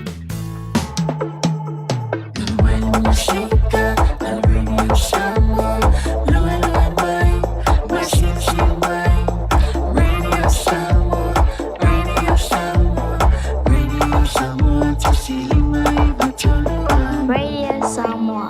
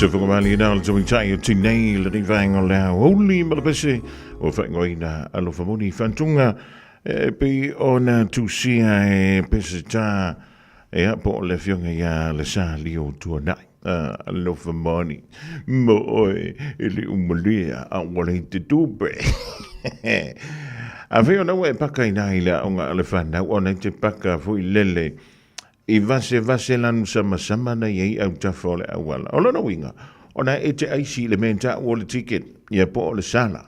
Matatua le wafailo mai e le pulenga o whemalanga ingai au kilani po le Auckland Transport. E le ngata o lo o yei ala tau tanganta tusi paka. Le kamavui e sa a makangkusi ngā le pepa. Au kamanga, ngā wala fiku o po mori ima pu e aku malea kola le singa lau ta vani. E le na pa waina le o nanga io e alofa ale pulenga o whemalanga ingai au kila. O la voi mala tau tavali. O la wafa pi e ma me puanta. E le kau pu e ala skangaka e o komiki anga pu e maua a toa lau number plate. Male no whangana e paka i lau tavali. O longo winga, fa ai te le mea ngai ki paka i. Ma wa aisa oa, po o kou whalenga ki pakai, po le aonga tamaiti, ia po o sesi fo i toa tusi, o lo e pakai, le nei vaengo lau. Ia whamano tui se uso ia Pola, ia po se uso ia Wayne Loves. Fia e alu fo i toi ngā wauri whapene. Piki mai le whana wa aonga, ia tala whan toi fo i tamai a le lua ma fo le tu. Ia ma loa le onsa, ia ma lo fo i le au solo le nei vaengo lau. La como lo pati folnico, ma le Sunset Motors. Le yalo sta yam ta fa uma mena fa antol to ina ave fo ia no foala au. Ya na siela foala musto ino sua. O je tamaya sol monales, te le lo ai wa matana ngalo me. Ya le na vili mai ne ya ja fa ma. O le so sauti na le la lumana ne ya fonga mo fa. Le si. O longo winga o le menga e o ike manga o e koe li piki lwa ia son kengi. Mo soli. E o ure ngau pisiang e whakuwai. Ko ure menga ar ko lua o mapoe fo i e vali fale o aing. Ia e ka vali e koe fua ma whamalama. Au ar floke fua whamalama ko e pe whamalama o fale o aing. E vantaro vanto e leu so ia poe. Ia ma uto uma. O lo whianga e ma ngā luenga leo le vali fali. Ioi.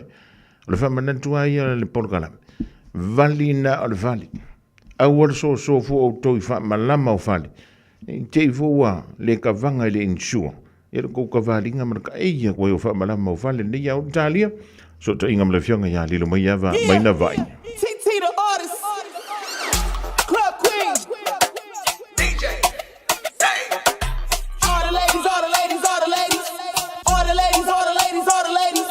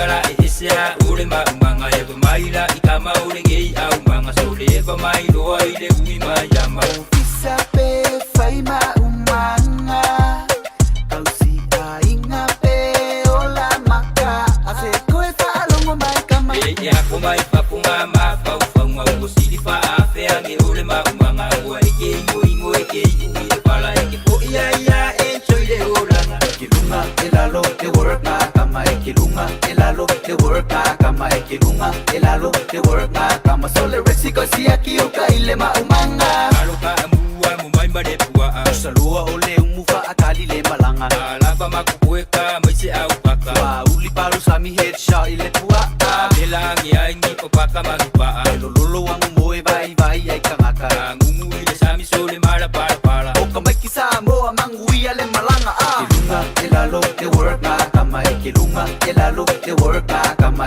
kilunga elalo te work na kama sole resiko si aki uka ile ma umanga Alo unga ile fare angala ufikara e sea ure ma umanga e maila I kama ure ngei au manga sole e mai lo ai le ui mai yama Flava o David Tua le nei o lo e whaafonga mai pēi le Radio Samoa tasi lima I watolu a mo Samoa I amanuia lau whaafonga ma lau whaasausaunga Talo Falava, I'm Annie Pulitiwatua and you're with Radio Samoa 1593 AM. Hi Radio Samoa listeners, this is Cece Winans wishing you a fantastic day.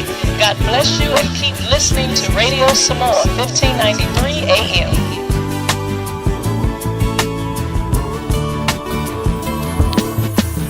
Nofo ton atasi ile malu afiafi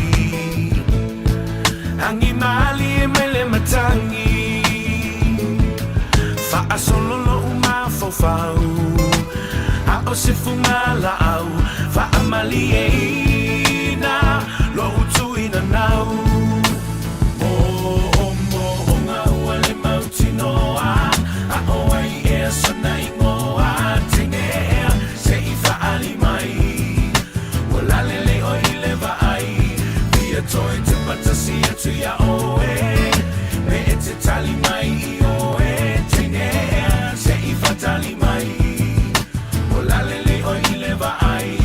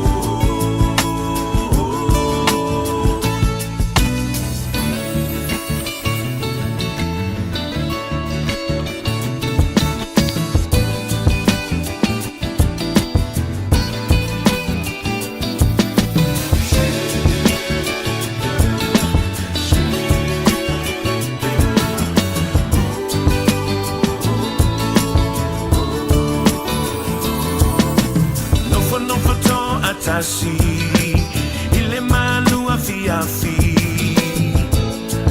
Hangi mali mele matangi Fa asololo uma fofau A osifunga la au Fa amali eina Lo utu ina nau Mo onga uale mautinoa A oai ea sana ingoa Tengea se ifa alimai Walalele o ileva ai Via toi te patasi atu ya oe Me ete tali mai I oe Tengea se ifa tali mai Walalele o ileva ai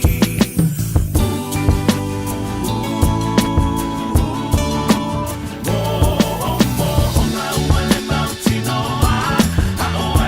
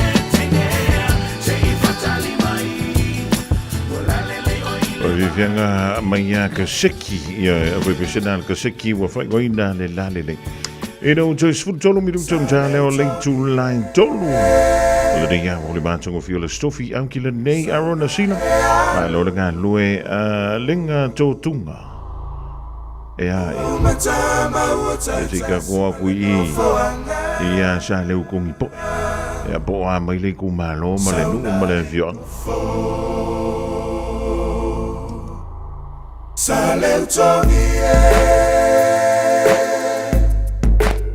Sauna e alu Ua umatama ua taitasi maleno foanga Sauna e nofo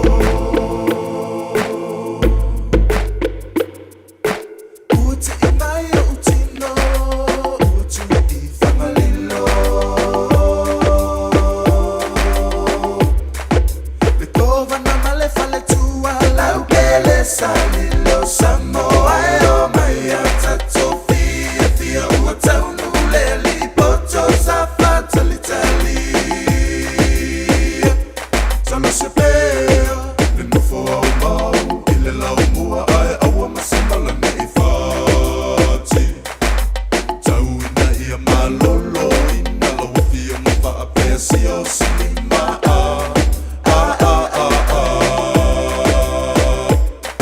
ia whaia Samoa mo whanau whamaoni Ele umale whasalu Ele umale mo o mo Le ko vanai tatou te nofo Whanoa mautani Lufi lufi talo whai Ai lau savalinga ua ngase Whanoa mautani Lufi lufi talo whai Ai lau savalinga ua ngase Samosa uia Pangatia La tou Olo malaya lena Ele matala talaina Whanoa mautani Lufi lufi talo whai Ai lau savalinga ua ngase Whanoa mautani Lufi lufi talo whai Ai lau savalinga ua ngase Samosa uia Pangatia La tou Olo malaya lena Ele matala talaina Saleu tongi Sauna e alu Ua umatama ua taitasi maleno foanga Sauna e nofo Okay, you see right about now, we're gonna take it way back. We got Light Reds in the building. Wait now, bada boom, bada bing, that stories of tone, commentator. Too good, no control, I'm a simulator. 651 lion, this collaborator. Someone left hook, coming to Manila. Eastside, P-Town, 5024, click, Creekside, shout out to my brotherhood, I'm homesick. But you know this, you got me singing la la la, ta ta la la la.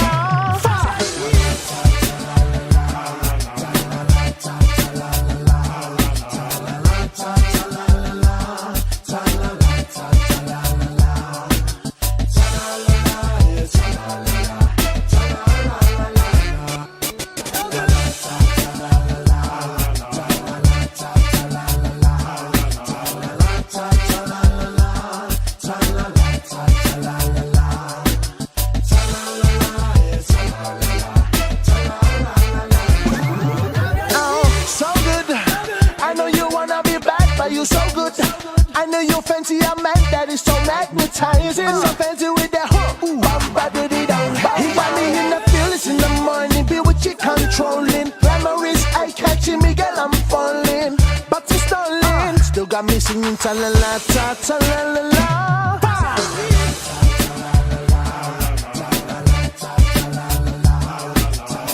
Ta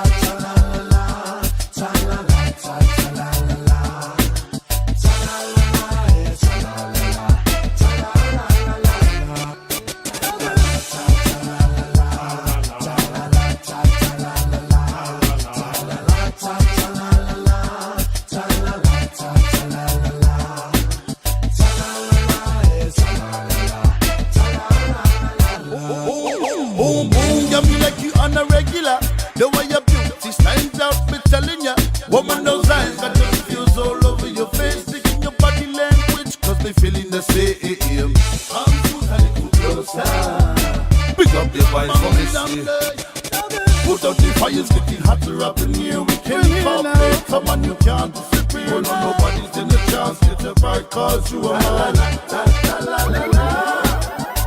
One and only one in the area. Where no lion, watch it.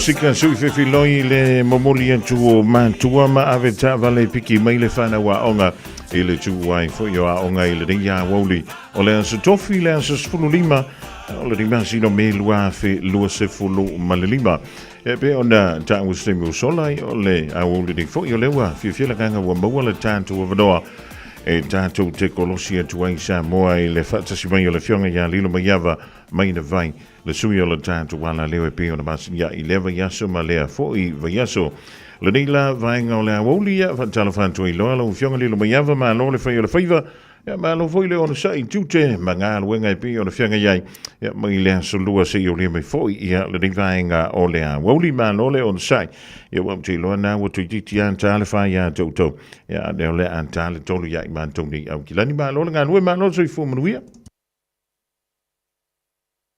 Ia, whatalo whātu lau tō whāwhonga mua i le nei fo i tū lau le au le stofi tātou au lia le rofa maleanga lei o le atua malo fo i le tātou atunu o lo mai mo whaafonga mai i tu e fio lanlangi a meste lawa i New Zealand o lo i el tātou ofisa whaasana lau ia, malo le tāpuai, malo fo i le ngā lurue, malo le whai o le whaiva i le nei fo i vaenga o le aso manatu lava o lo o launga tasia i tātou uma i le tausinga lo tātou tapa au sili langi ia o le tūsili lea o na tāua ai o le mawai o le tātou so ta ingal nei a fiafi Ia, whamalo atu le onanga le Radio Samoa o mawhai o na tātou te whailoa I lunga o le ea e pefo o na iei nei por kalame ia e pe o na masane la salua ma le stofi. Malo, whonga mua. Ya, tātou te tau whai wha mahalo, lava lilo mahalo, le tau tua, ia mahalo fo I le le wha longa tinga. Ya, antonu o le naua tau maua sina masele fo I le le winga o le tau I lo tātou o taro. Pe o na maa wantule I tala o le tau e pe o na whongai na I le lalolangi anto. Ia, e tūlanga na ngata le ti munga I le o le aso na nafi. Na matai o na wa ia le a awa o le la. E mo ia le ia le ali le mai le mata o le la. Ia ai na maua le tūlanga fo le langona lava le bivela mai o le la. Ia ma ua toa fo le timu. Ia o le so. Ia whakawa pea ma se 5 minuti talua. Ia whatoa maua si ma unu I le na umataua o mai a ngai mai nei malifa o le o I malofo. Ia na laiona pe na maua I sina ma unu ina a le aso atoa ia. Langi le leiso tātou atunuu. Ma ua toe fo I uma fo I a whanau ia onga. Wa le aise lolovaia. Wa le aise ti munga. Ia a oro whangasolo fo I ngā luenga e pe o na masani aiso tātou atunuu mai le aso I le aso. Mahalo wha tai ia lilo le menta hua ia o le dawa tau maua sina masele fo I le. Ia wa ia le whinga I o le tunu mga luenga tūte ma whaiva lo filima. Ia tonu la matanga le vai so nei na ta wai fo I mo silingi ai fo. Ia se whingalo le fionga I le li komisina o le matanga luenga o leo leo. E whantau le inisio mata upu. Ia o te lo fo o nai e inisio mata upu tawa e ao o na whai lo fo e le mamanu o le tātou o tano. Ia e pe o ni ia le tātou savalinga I le rima sido me. Ia ma le whaantalitali antua I le whontanga le pāle mene a mise le talo le tupe I le wha I ui unga o le rima sido me a li.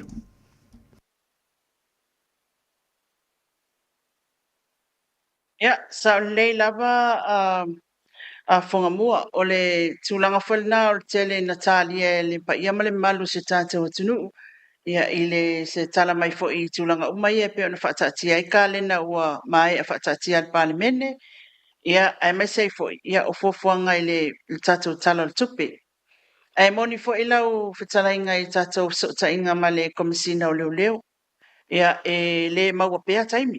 Awa e pe e tūlanga fo I le e tau su e se avanoa. E whai fo I o le tātou manatu atu manatu foi lele ina ia maua le tātou so ta inga wasi tala mo le tātou atunu ia ai o I lātou foi o lo o whea ngai mga luenga whono tanga I lea taimi ma lea taimi mai se le tele o tūlanga foi e whunga mua wa ia le tātou atunu le taimi nei I le alu whaasolo a kore sao le aisa ia o le tūlanga foi lele e stiutilo fo I ngā luenga le mtanga luenga ia ele o asa lava se vai aso ma se o se whainga ia po o se ngā luenga fo ele so suenga ia I a inga ia mafio anga fo I olo o tā ua ele tūlea pei lao le tūlanga tā uona e tā ua o le tātou so ta inga ma le fionga le komisina a maua ia vanua ia pe e tele a ina 5 minute e laki ape ase 10 minute atu ona le tele o issues o le isi fo I tūlanga tā ua ia ona manino I le tātou atunu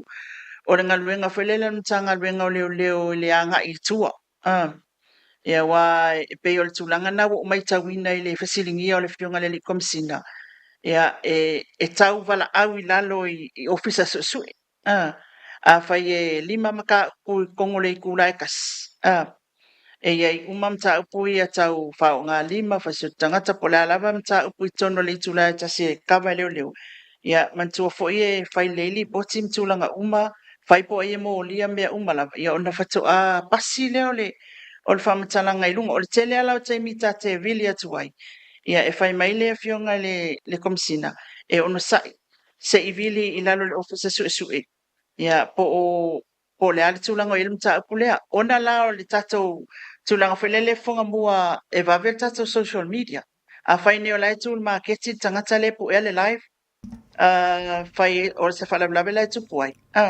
saungeia ia ka ikal reporter ka ke manga o lai confirm mai e leo leo e wha maunia mai ia tūlanga o mai se peila o le tūlanga lana e lea lai una tele ina tō loa I o le tele o tatou mta upo singia ele mtanga luenga leo leo Ia e tāua i o tātou whailo inga ia whonga mua. Ia oi ona sila fia so tātou atinu ultulanga olo. Ia i le mea, ma le mea, mai le taimi, i le taimi.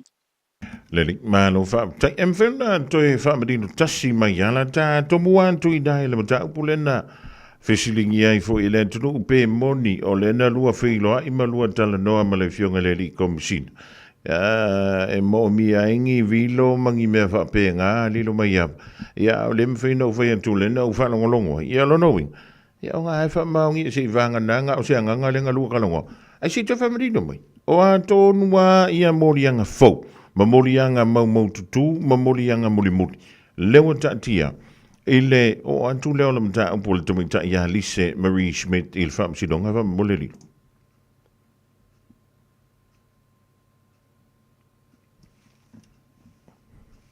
Ia e pei ole e ao lava a ole tātou whaitala noanga ma le fionga leli komisina. E pei e tu vilivili lava i taimi umai na ia maua. Se ta inga ole mta upolea. Sa o le Australia le ofisa ele maua se ava no lo pisi te lei le fionga le komisina. Ia ona toi al pisi mai lea o le songa fuala o le solua lea na maua le tata ta inga.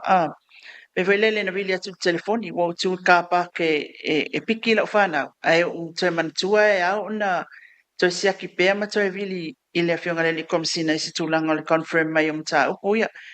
Ia ole amatanga la vai safsiringia le tulanga foi le ole asotina pe yeni fa fita uli mani fa la na tupu mai ia onisi mata upo e tai pe ole ona uta wal fa la i manono le na mawalti na mali wasitina ia ona o mantua lola ile mantua tato te tilo fo il tilo me lo li fa fina ngalo tato watunu uma fasiringia ia molianga fa popo fa pewe molianga fa popo le tama tai olisi ia o lela na lai ona awala atu la fasili po le ale sao o molianga ia a leo fa sanga i tama tai o Lise Marie Schmidt ia ai o le tulanga na ta wa mai ele ma le satonu laval na toi vala awal mata upu ile district court o le tulanga la na ia mantu fo ile na tolo ina ia fa mautu atu molianga al mtanga venga leo fa sanga ya Lise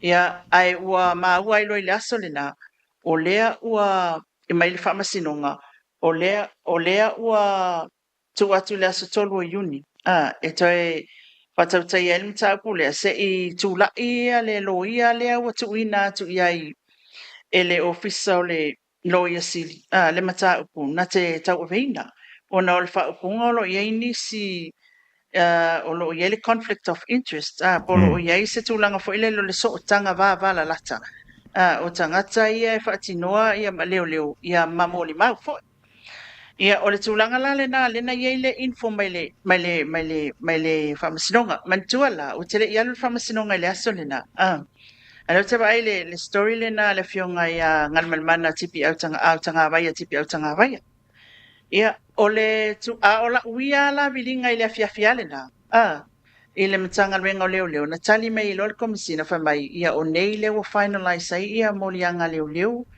eva molianga le misleading and bringing false information to the police. Ia male mamolianga lima o le fabrication of evidence. Ia po sa ia kangang pe. O le sunanga foi le molianga mua o le ngia ia pe ai o le tulanga molianga lua le lima molianga o le fawina o mag e fa se ia le su enga atu leo le na ta ua ilo e longo le matanonga na mai mapena wa ia se taimi foi fa fonga el tata watu no wai ele le ya na ele nga ngi video pu e wa kele ya li ole official komisina e pesa o recording nga sa nonga le na e sa no fa alo mai ya wa pa ona lai sila fia le wa pa e mauti no ai fa alu ngo tata le ti o lana sa nonga le lo fa pe mai ia o le mata upulea o le mata upule faiani molianga fo ia se fasanga alisi ai pe ona o le fatula I mai molianga ia no mata upulea na te wa abatu wa anga ia tu ai tu si fo ile ma fa mai ia na mau faitino fi tu inatu ia ina ia mo le mataupu le maliu o le polofesa le o Caroline ia i le afianga la o le fionga le tamaita i panemia ia peila o ina lena lai ona mo lia leo ona ua taumawhai e whaasese le suenga ua mai a leo ma lato fo isa ilinga o lea ua mo lia i le tamaita i tu stala o sia pali i sia figao i le mataupu le nei o le tūlanga lana i saunoanga, o le sa paua na saunoanga a wapa au na tu ina mai. Ai tolu mea tā ua lea na ua maua. O lea na toi tolo mai el whamasinonga e finalize atu molianga na i le aso lava lea, le solua. Ai o le upu au pa au i te au final la tau molianga na lo no winga la o le si tola ulaunga. E apia i lo le lo ia lea ua mawhai ona whapena ona tala noa tien tanga luenga o leo i whao ngā mo le mta upule nei. Ia male mamolianga ia wa whamautua leo ia ile aso tolu leo uni ia ai o le tūlanga tā ua fwele nā o te sala aso tolu a uni te wala awai wa ia ile lo ia leo wa tu mauti leo wa whapena ona tu ina te mta upuna te tau aveina ia atuai la male whamautua molianga ia o atu ile aso na wa watu o le saunanga ia komsina o leo matala noa o laua iai ia la tau sa ilinga mla tau su enga laua o fa mautu molianga a lona saunoanga se i apia la fa tasi le lo ia ila stolu le ia ona a mataile ola nga luenga pe ona tu ina tu ia ile fa mo mtanga luenga le fa tau ta upule fa sanga ya lisi Lele, ala no winga laile on toi mo se ava no e toi au mai se si fa mtalanga mai le tu alise ia se i vanga da i wa uli la stolu le ola masino yu. Ia, o le stolu al masina yung o le e apia lo le lo ia le pe tu la ilo lo ia le wa tu atu ia le ngaluenga tanga luenga leo ia ona talia le pola se talia li se pena te ena pena talia molianga o tu fa tu la ia leo wa tu la ngala na ia ai o le mta upu ia lona te lenga ile au ile linga le la wa fa masinonga le mta na paua le o tu la ngana fa amanino mai le fionga komsina ia tonua o le manatu o le tatou atunuu ia na ia le tulaga nai faapea mai nei si o atunuu na i outou fogamua ai ai ni mataupu faapea e live mai a ia tou leoleo ia o le tulaga na lai e manaʻo ai ia e lē faia le matou galuega se tulaga i se manaʻoga se tagata se toʻatasi silafia lelei fogamua le tulaga lea a fai o New Zealand lava ia lena i mataupu ia e leo mataupu uma fai ua kavaai koe New Zealand fai maingi laiva leoleo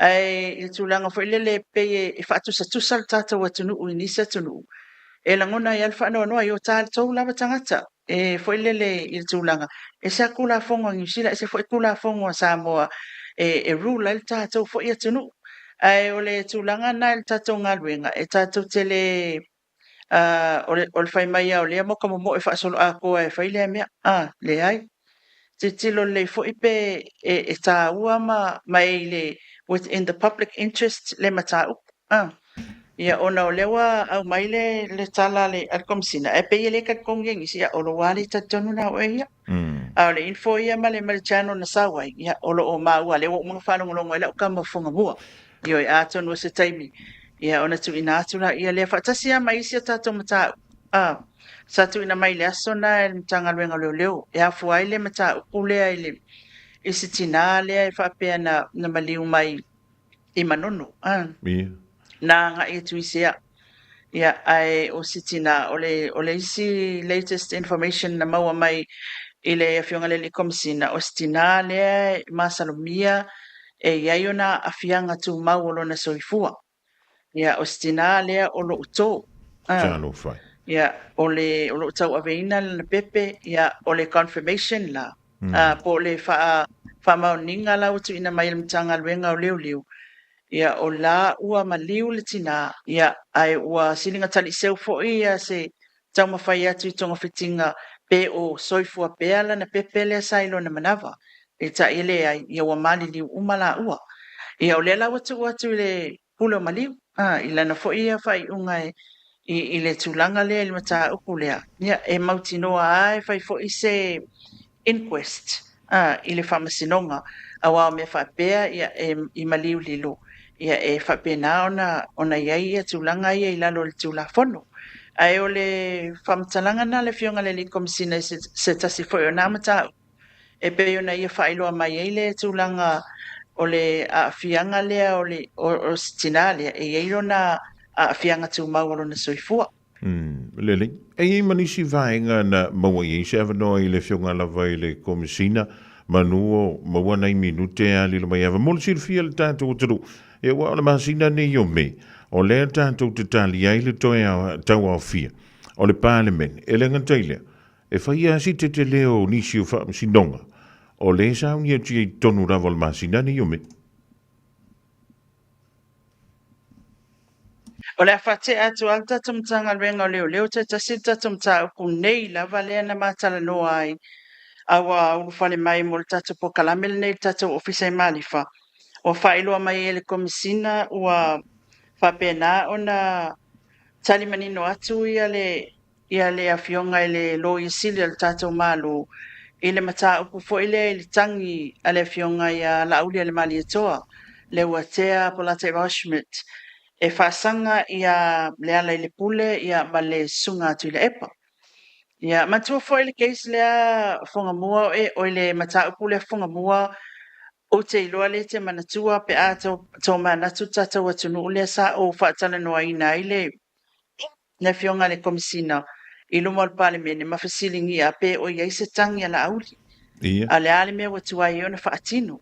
Matua fo i lea na tele fo ia le to ia whamtalanga al tātou atunu ina ua ia le tulanga fo ile le whamaia awa pa au o le inga sanga lulue o lo ngā lulue whaatasi ma leo New Zealand o le mata upu tonu ala na i le tangi lea ia lea wā atu ina atu ele tusi mai le loia sili i le loia le fionga ia la auli e longo inai e le o whapea o na lava ia moli ia mau i le tūlanga o le on sai mai afa mole e la tau te le lango ina molianga e whaasanga i atu i la epa ona la tau wa ai whaaltu la fono e le mawhaina prove beyond reasonable doubt i alo winga o le malosi o mag le mata upu pea watu i le whamasinonga wa la tau lango ina ai le taunu unga o le suenga leo lono winga o le suenga leo na whai o na fasilingia lea o se fautuanga whaaltu la fono mai le fionga le tametai lo i sili o le tātou malo i le tangi lea ia o lea la e whai mai e le mawhai o na prove ia molianga lono winga e le lava ma le malosi o le mau e wha mao ni ai le molianga pe atu ina atu i le wha masinonga Se toe slow lai kiki mai ia. O le kalafana au mai nei ia. Se toe au mai tasi ale vaenga lea lilo. O lea tonu ale vaenga le na tangi atu wai e ale sunga ia la auli tau la maila na lo ia. E whan tau le le tai o le tuangai. Mole manino mo le whaafunganga fo ia le tātou turu. Le vaenga o leso. O te iloa o le tangi le mafua i upu fo i ena la lafo i lunga o social media. Ia. Le e ta ua i le suafa o la auli ma vaeli. I le tūlanga fo i le mea lava le mata upu lava le maliwa tu ag. Ia. Le tu ia le ia saunoanga na i lunga o nisi fo i o ala ata i lunga o tatu social media. Ia, o lea la na whaaulo i lo le tangi na ale fionga i ala auli al mali atoa. O lea la e whai mai, o lea watu si atu le taunu unga o tasu enga leo na whai, o na whasiringi aloa la ia lea o se viu, po se tangatangai, whaale tū la fono ale fionga le lo i sili o tatou malo, i le mata upu lea, po lea aso na i loa whaale tū la fono ia, o lea la watali i loa ia le fionga ia sua Helene Warwick, e a fwingi, i le ala ila na tusi tu ina atu le loia le fionga ia la auli al mali atoa. E ta ua e le mawhai o na lato langlangoina, o na ele mawhai o na prove, mawha maonia molianga e au noa mase masalo salonga, beyond reasonable doubt. Ia molianga ia i tūlanga lea o lau, o lono winga o le wala tau langlangoina e i le suenga lea leo. Ia lono winga la o le whaawa wina le mata upulea, ile tulanga foi le tu ina tu whamasinonga. Wa mantua fonga mua Ia. e tau nu le tangi anga ile o leo e su e mag. Tau nu le tangi anga ile o leo e su e mau mo le mau mai a lava ona molia leo tangata o lo tu a ia. Lele. O le ala se singa lilo mai ava o la ve fau e sauna. O le ala se singa o le mata upulea e ui e tau se lai titi. O le ala se singa o le mata upulea o le tangi le tu inatu le fionga i ala auli. Ma le mata upu o le anta uaia se tasi fo i alo le tatu o tunu. Ia lena whano lo na soifua e o mai le so. Ia le aelu ngā malalo ai tātou. Le winga o la utala fo i lele. A whai wa au mai le whina ngalo le matanga aluenga o leo leo tau la mai i ala tau lo ia. Au mai le whina ngalo lo ia o ile official lo ia sili. E le ma whai ona wha au le matau.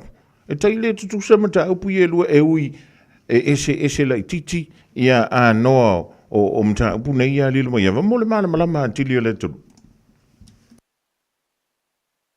Se mata upu ai tu sa fainga ia wa iai. Ese mata upu ai tu sa leleia o le mea tu sai. E le ima fai ona tu ina tu le mata upu na le mali watu au le whamasinonga ona fai mai. E le lava le mag, e le lava le ele meni le mamafa o le mau e mawhai ai ona molia se tangata. Ia mai langa lai e a fai nei. E wata atia ese fai na mata upu. Papena foi la il mta pula o le ala e tasi ua le lava ia ele o mafai o na wha maonia mo lianga ia pe atu ina atu ile wha masinonga ese ele o lava le mau e mafai ei o na prove e sao o e te tau o na wha sala le langa la o soli le tula fondo wa ye le vaenga tula fondo o solia ai o le ese cases na ilua o le mali o le tangata ma le upu fai po le faa le angaina o le swafa. E ui o le mata upu lava le tasi sa mafua mai ai ia le mata upu lea i le faa le angaina o le swafa ona o tala wala lafo i lunga i le kausu e ngā po oinga mali wai tu at. Ia o lea la ua iai la tu langa le wa tu ina tu tusi lea le ia o te lo ta atia lola i le mata upu lea. Awa o le fai unga lea e le o mawhai e leo leo. Ona tu ina atu le whamasinonga. Ona tu langa ia. Le o whailo atu e loia sili lan loia. Le loia le fionga ia la au le mali toa. Le tu langa lea i lana mata upu sa tangi ia i whaasanga ia le ala li pule. Ia ma le sunga atu i la epa. Ma lo fa tangi a lilo mo le tamu whai e wha mana malama tili le mata upu le. Leanga o leo te whai tamu tu fo i lele inisi o whidanga no i e wha li mai whamai. Awa ka fia i ngana maka upu ka wanga o le whamsino. O le watali mai le ofisa o le lo ia sili le tanto mala. O te le lo pe isi lo ia sili atu. Nei lo le lo ia sili le tanto o tono. O le e wha ululu ia lo ia umalava. O lo ngā lulu i tono o le matanga aluenga lea a le tanto malo i Samoa.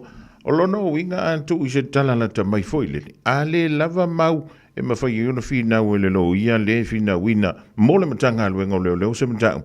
E mai maulan ki mea ave konga le whaamsinunga. O taula talanta antu se tau mawhai e li lilo i le mafuanga le mawhai e ona tu i tua le matanga puia ona i le lava muli mau.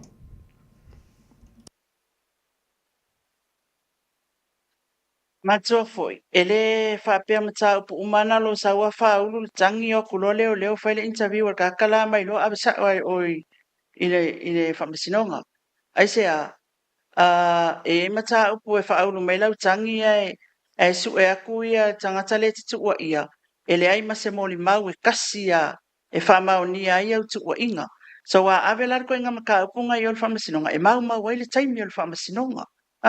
Awa o le ale mea la su el whamasinonga pea whai ele se mau. O le ala le mea su el whamasinonga le mau. Ina ia mawhai ona whamau ni al sol tu la fono. Ua so lia le tu la fono. E mawhai ona su el whamasinonga le mau. E mawhai ei ona le whamau ni le ono le whamau ni a le whamau ni la. Rongo inga dismissa ke se kongi me whawhapea le o lava le mau. Ele o le leile whainga ele o lava le ele o yeile ele mengi ka kawai o nga makua I kau kongu ale for example la fonga mua. Ia. A whai o lena ye mawalo le murder. e ka kaulanga lakur ka ngaka na wa ai na iai le taimi na wa ai iai nga wa ai o ka le ulu mea umanga mea la ngai au mai e leo leo ai a whaila o tu enga mata upu ia lea na tatapi kia i le tala au pa au le na whai mai a tatou o lo ngā lue ma leo leo le malo New Zealand e tilo tilo i upu po le fea le upu sa o e sol tu la fono ma le upu e le sol tu la fono ia o tulanga la le na ai o mo le tulanga le fa mai ave pe maka upu ia masalo ana fai tulanga nai le tunu ul nei ma tunu umala lang ma kwale o fia le fama sinonga o le sawa o le ma le lua poponga nga oi ai le lua le nga oi pa ta inga sawa fa pe mai o la upanga nga oi mai popo e lua fiu leo leo yo su ele lo poenga nga oi ai e mana o ave le fama sinonga la la tulanga e oi Poi lea o le tulanga na o le ala le na o mea i tono le tata watunu umal whainga o tulafono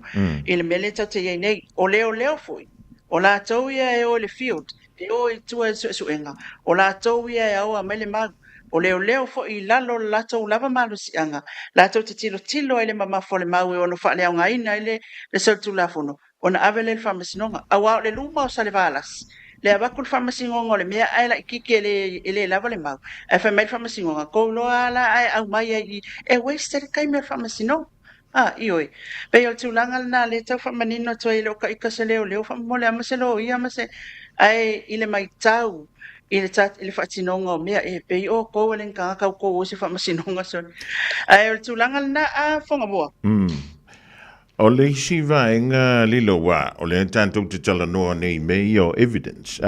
E leo o e selo ia, e leo o selo ia. Ia ai, o le ai e mandu mai fina ngano le turu whamai, ai whawhea video ia na whai ei folanga. A le sunga ia tuila, e pawa pe fo ia le tofa ia le ala. Ila uia mai tau o tufo i lele ia i a whai o le fina ngano, nao le ofisio le lo ia sili, ma le tamaita i lo ia sili. E le lava whamatalanga ia na au mai i lunga. O lona wingala. E le lava mai le mawhai o na wha ua wina, le fina wina. Ole sa o ngā le ole wha mtalanga ma le sauna o ngā le lumai. Pai o lana i ele video, ai pe o le sauna mai au pa au o le upulana tau. E le i lalo o le vaenga o lai soli ai le tūlafonu. E le tau lala ona, o le mea na le ala i ona review ele AT. Tai whapea la o lo molianga o threatening words. E la koe e mai kala le whamasinonga. E whamasinonga no fwai ele e mea na. E ngā laku whamai ia o upu masoa. Ia. Ia o whai. Upu tau whamata. E laku e whamai. Ke maka iai. O le upu ke maka iai. E ke wau. Ke maka. Kusa la. Ele ai ma se upu kusa e paule upu e moli ai. Oe le upu tau whamata. O ke whasiokia oi. Mari. Ioi, ai ole tūlanga foi lele ke maka iei koe ngā upunga. Whea lalwa e ngā tūlafono e ono soli ai le toi ngā upunga. Ia, ole toi ngā mea lan, that's an example. Ole mea lea, o tātou te leilo a toa i le ngaluenga leo, wa iei le to mai whapitoa, wa iei lo lātou sila fia, e whawasenga i lea tala ma lea tala. Whai olen whai mai ia saunua ngā tūla epa, ya ale wa maua wa mata video le tuta ale wa maua o la ule ma va ele na mali waya a fai abatu le upuna mai le va engo o solinga tu la fondo ele o solia le tu la fondo to inga fam talanga na ele o yai ilalo va enga manai e tu sai o me practice ele o leo ila tonga luenga ya olena mali tu la fondo le tata watunu e os fateta ingale na foi ele upu uma fa pe la forma ilunga social media o upu ngai ke alu el fat pui le ai e ai si pala vale tu lowa lowa le lo tu lowa le va fonga sa mo e ai si upu fa penga e va ku kai so le makwa kasi le upu nga ai ava ku ese case ia ole tu langa na ese va ese upu fa mata ese upu threatening words ese ia upu lau vale e yaile mamafa ole mau tau wa solia tu la fono ese au kala fenga le o kala langa eso ngai fai ia ai ele o solia ele o fia ele tu la fono tu langa na Ia, pe o mangingo e ali funga mo pele ai.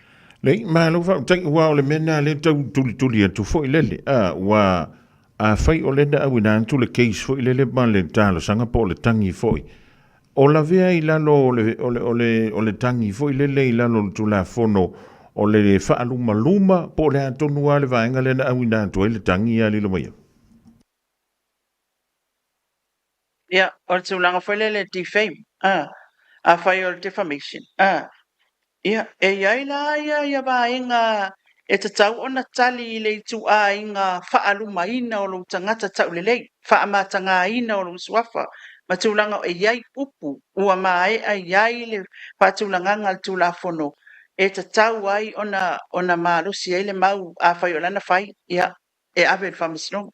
A o kala fo ie makuale se mea e afai ko e fale anga ina ai oi a lo tangata ia ole na o tulanga na I te leo o cases fa me nga fai ko skala ki fa mai ia o sa o makwa fale anga inga lo kamari anga o isi makwa I mama o ila lunga le langile fale anga ina o matu tamali anga no tulanga le upu wala lafo mai ia ona sa ili lo leo o le ale upu na lafo fa mata e malosi le upu le o solia ile tula fono ma le afianga o le tangata ilo na ia tau po le alava le mea e te tau ona anga wa apeli tau le leia o lona suafa.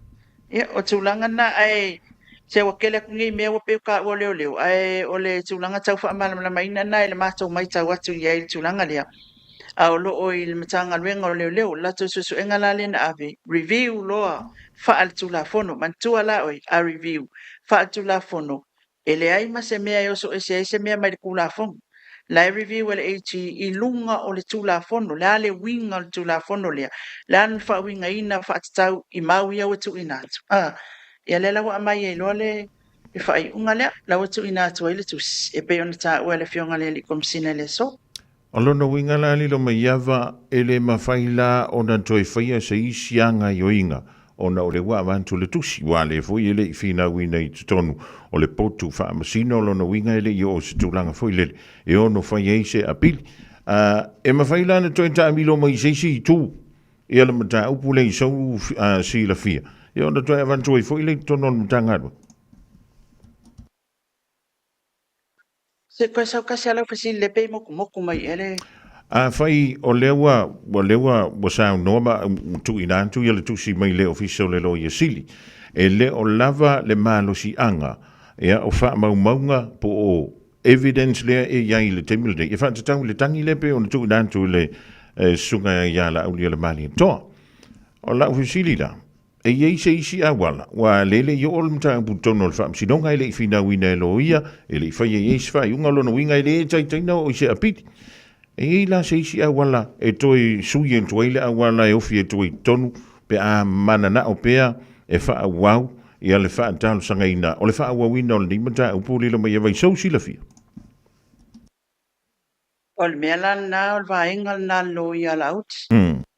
Ele I loa lai ta ua le vaenga na ai according e tu sai ma tu si ale fionga tama I ta I lo ia sili. Ele mawhai ele video le ana I lunga. Ona prove le wa faa le anga ina pe fa pea ele mawhai ele video can't be proved as defamatory if it's actually true pe fa maungia e sa wa faa le anga ina le tau le leia ma le swafa o leo lo tangi ai o le na mea ia tulanga pe ona fatu I ta talanga mo mua fonga mua tato fatali o la what is the next move well mea mga alo ia ma tulanga na fa pe sa mai society la to e tang ma fai mai e to yanga I fo leo sa it po fere pe fa yesi si tang fo se si mata upu wa mai ni mau fo po la lava o le mea lana le tutang le tula la ut ai mo le mata upu ale na fa u le tangi I le fa le ngai no le sofa le fionga ya la u le mali toa ma fa sangsanga to ai ya le pule ma le fionga ya ma le sunga ya tula ya wa umma ona ave atu le tusi e le mafai e leo ona tu ina atu le mata upu le nai fa masinonga mo le iloilonga ona o le tulanga la le ai tatou mag i le o langolangoina fa le tulafono e le ofisa o le iti ua mantua oe fongamua leo e faia le suʻesuʻega ona feagai la ia lea o ma le ofisa o le loia sili o le loia sili ofisa o le loia sili latou te tauavea le mataupu i luma o le faamasinoga. Lele, malo whaptai o le atu le matai ia le isi la sanga o le o tia le mataupu le wai a whai e taunu wanto le tusi o i le loia a le santangi a lona winga fui tauna a mise whirangalo ia e mise o le masanina whai a le fafola o le whala ma le mamano la tusi tala le vang whai ia o le teitei whono i le sunga ia la auli antai au pembo i se tanto wa wanoa li romea. Ia, mana e foi awai e sa ili ele finangalo le fionga ia la ulen mali atua ma lato foi tu a mese lava ia le fionga ia la awa o ia le sa tangi le mata upule nei la sona langona ia il tulanga wa ia il fai unga e pe ona tu ina atu ile tu siele lo i city ia o tulanga ma fa pena ina ia wana i tau mia le ia tau fa ali mai il finangalo le ilana ia mata ai ile mata upua ia le au mai ia la o mea il fa tu la fono mal tato malo i e savali i alo tu la fono e tau ana fai leo leo su enga batu o review el AT abatu ele fa masinonga pe a fai e malo si le mata mau le mata ia o le ufanga tama i el mtanga ele official lo i sili e tu saola na tu sile o tu ina tu le lai tu ai tau ai mau stato wa bano atai au ia ina ia tato tal no ai male fionga ia la au tu langa lea Lele, malo whaptai, a tono nei inisi o mta uputa ua wala, wale longa puia li o le tanto, tono ua ni lo maiava, inisi o mea e ono tula i mai, ile nei fo i masina, ai le iau meiso vila ngalo lilo, soli, he mo ia li o le inka kongo fua li ka ko fara mai li mo totu. Ole kele o news fo mai fale mai mo totu. Ai sala fo ili tele awa e pe yo I e tumu lava ia sa uma e au tō waa i eilu tātou atunu o tele I maua se tātou li poti mai lea tūlanga ai masalo o le a fo ini se taimi o iluma ia malwa ia sa fau ia le a maua se whamtalanga mai le ofisili o pulenga o mtanga alwenga ia po o sui ofisili fo il mtanga alwenga o sui fo malolo ina ia wala vale sila fia le tātou atunu Beitai, o le aso le sa tō laulau ele whaai unga le mata upu fo ilea ele whamasinonga o whanua masuafa. Ele mata upu lea le fioanga o le visa le imoa ma le fioanga o whenga. I whanua fo ie whonga mua I tua mai o le ele o lo le tu I saute I sisifo I tua atu o le fitulua tolu eka. Newa mai ona whai ele whai unga le whamasinonga o whanua masuafa. Ia ua whalea o ngā ina le apili, o le talusanga to ilo le vina tu inatu. Ele o maua akua mei ka ua details o le talusanga. E na paule mele maua mai o le whaai unga fo ile le ale a fionga I le a presidente, sui presidente, le fionga ia afamasanga Michael Sonaloli. Ia o lea ua ia au mai ele no whaai unga I whaapeu whalea ngā ina le talusanga to ilo ale fionga le visa le moa. Le ana a tāru sanga tuai e toe ilo le whai unga. Ona ua mai a fuaina whanua ia. Ma ua tā ua foi ele fionga I le sui presidente. I lana whai unga. Sa tuina atu le awa noa I a fioanga e lua ia nga ia I fuaina le whanua. Fuaina whanua ia. Ia mai o le fuatanga la whenga. O le fuatanga sa o le lei. Le ala ua mai a ia le whai unga o le o le whamasinonga tau sanga e wheu sa lau anu tolu. Ia ma o le tūlanga tu saila ma le tūlanga la. Ia o le tūlanga la na lewa i le mtaupu le whale au ngā ina le tāru sanga to ilo le fioanga le vi. Mtaupu le a whunga mua le sa I whanua ia peo o le anga ia toa whenga e kilia. I lo la tu tatonunga ia o whanua ia o la tau e ona. E whaonga, a le wanu fo ia le tele o fioanga ia le vea le fo ia le mataupu le vama le fioanga le au va. Ia o le sola, ia o le au au mai ele tulanga lea, mantua fo I fonga mua I whai unga le whamasinonga. E le ngata o au mau, o le tala whaasolo pito o whanua ia, o suafa e afu ai le whanua e ona ina whanua ia. O le whaasinomanga o suafa whanua ia. Ia ai foi la matulanga foi lele e tilo fa masinonga fainga sa fai unga if ai unga previous positions ia po o fai unga watuana mai tausanga watuana e tilo ia e fua ia la na fai unga ina ia awane i tulanga foi le toto ai fa pe e se fai unga mai ne ai ko sui fa fua se ia le liu fa fua se ile le pasi wa isel fai unga wa ai Sabal Valley mai ona i te tono na fai unga i tausanga o mawai o lo o iai mau tutu o lo iai tua ana o lato na iai taimin na sa no nofo ai fanua ia mau lato iloa o suafa o fioanga ia o lo o ea o na ina fanua ia peila o le tūlanga na ia le taua vai to ro fa nga fa masinonga tūlanga le lo amai e foi la ia atono ai ato ai la ma le tūlanga o le tilo ile fai unga fa masinonga tu inat fua fanua seiva amai le map po ai tonu ai e tala fia ngaila na fua fanua malana fa fanua ma le tūlanga le lo ia ile i fai unga i ua mawai atu al fa masinonga ia le lawa amai il fai unga le so e le talia o ia le fa le nga ina le tsatsanga to ilo le fio anga le visa ni mo ia o fanua lava ia o ia le fa unga fe usala won tolu ia ile fotanga le safa ia ma o taua e sa o le ia alfa fanua le fio anga fe o lo no winga la ile to tona to e langa ni fina ngalo le mata upule le mai ia vol sa ole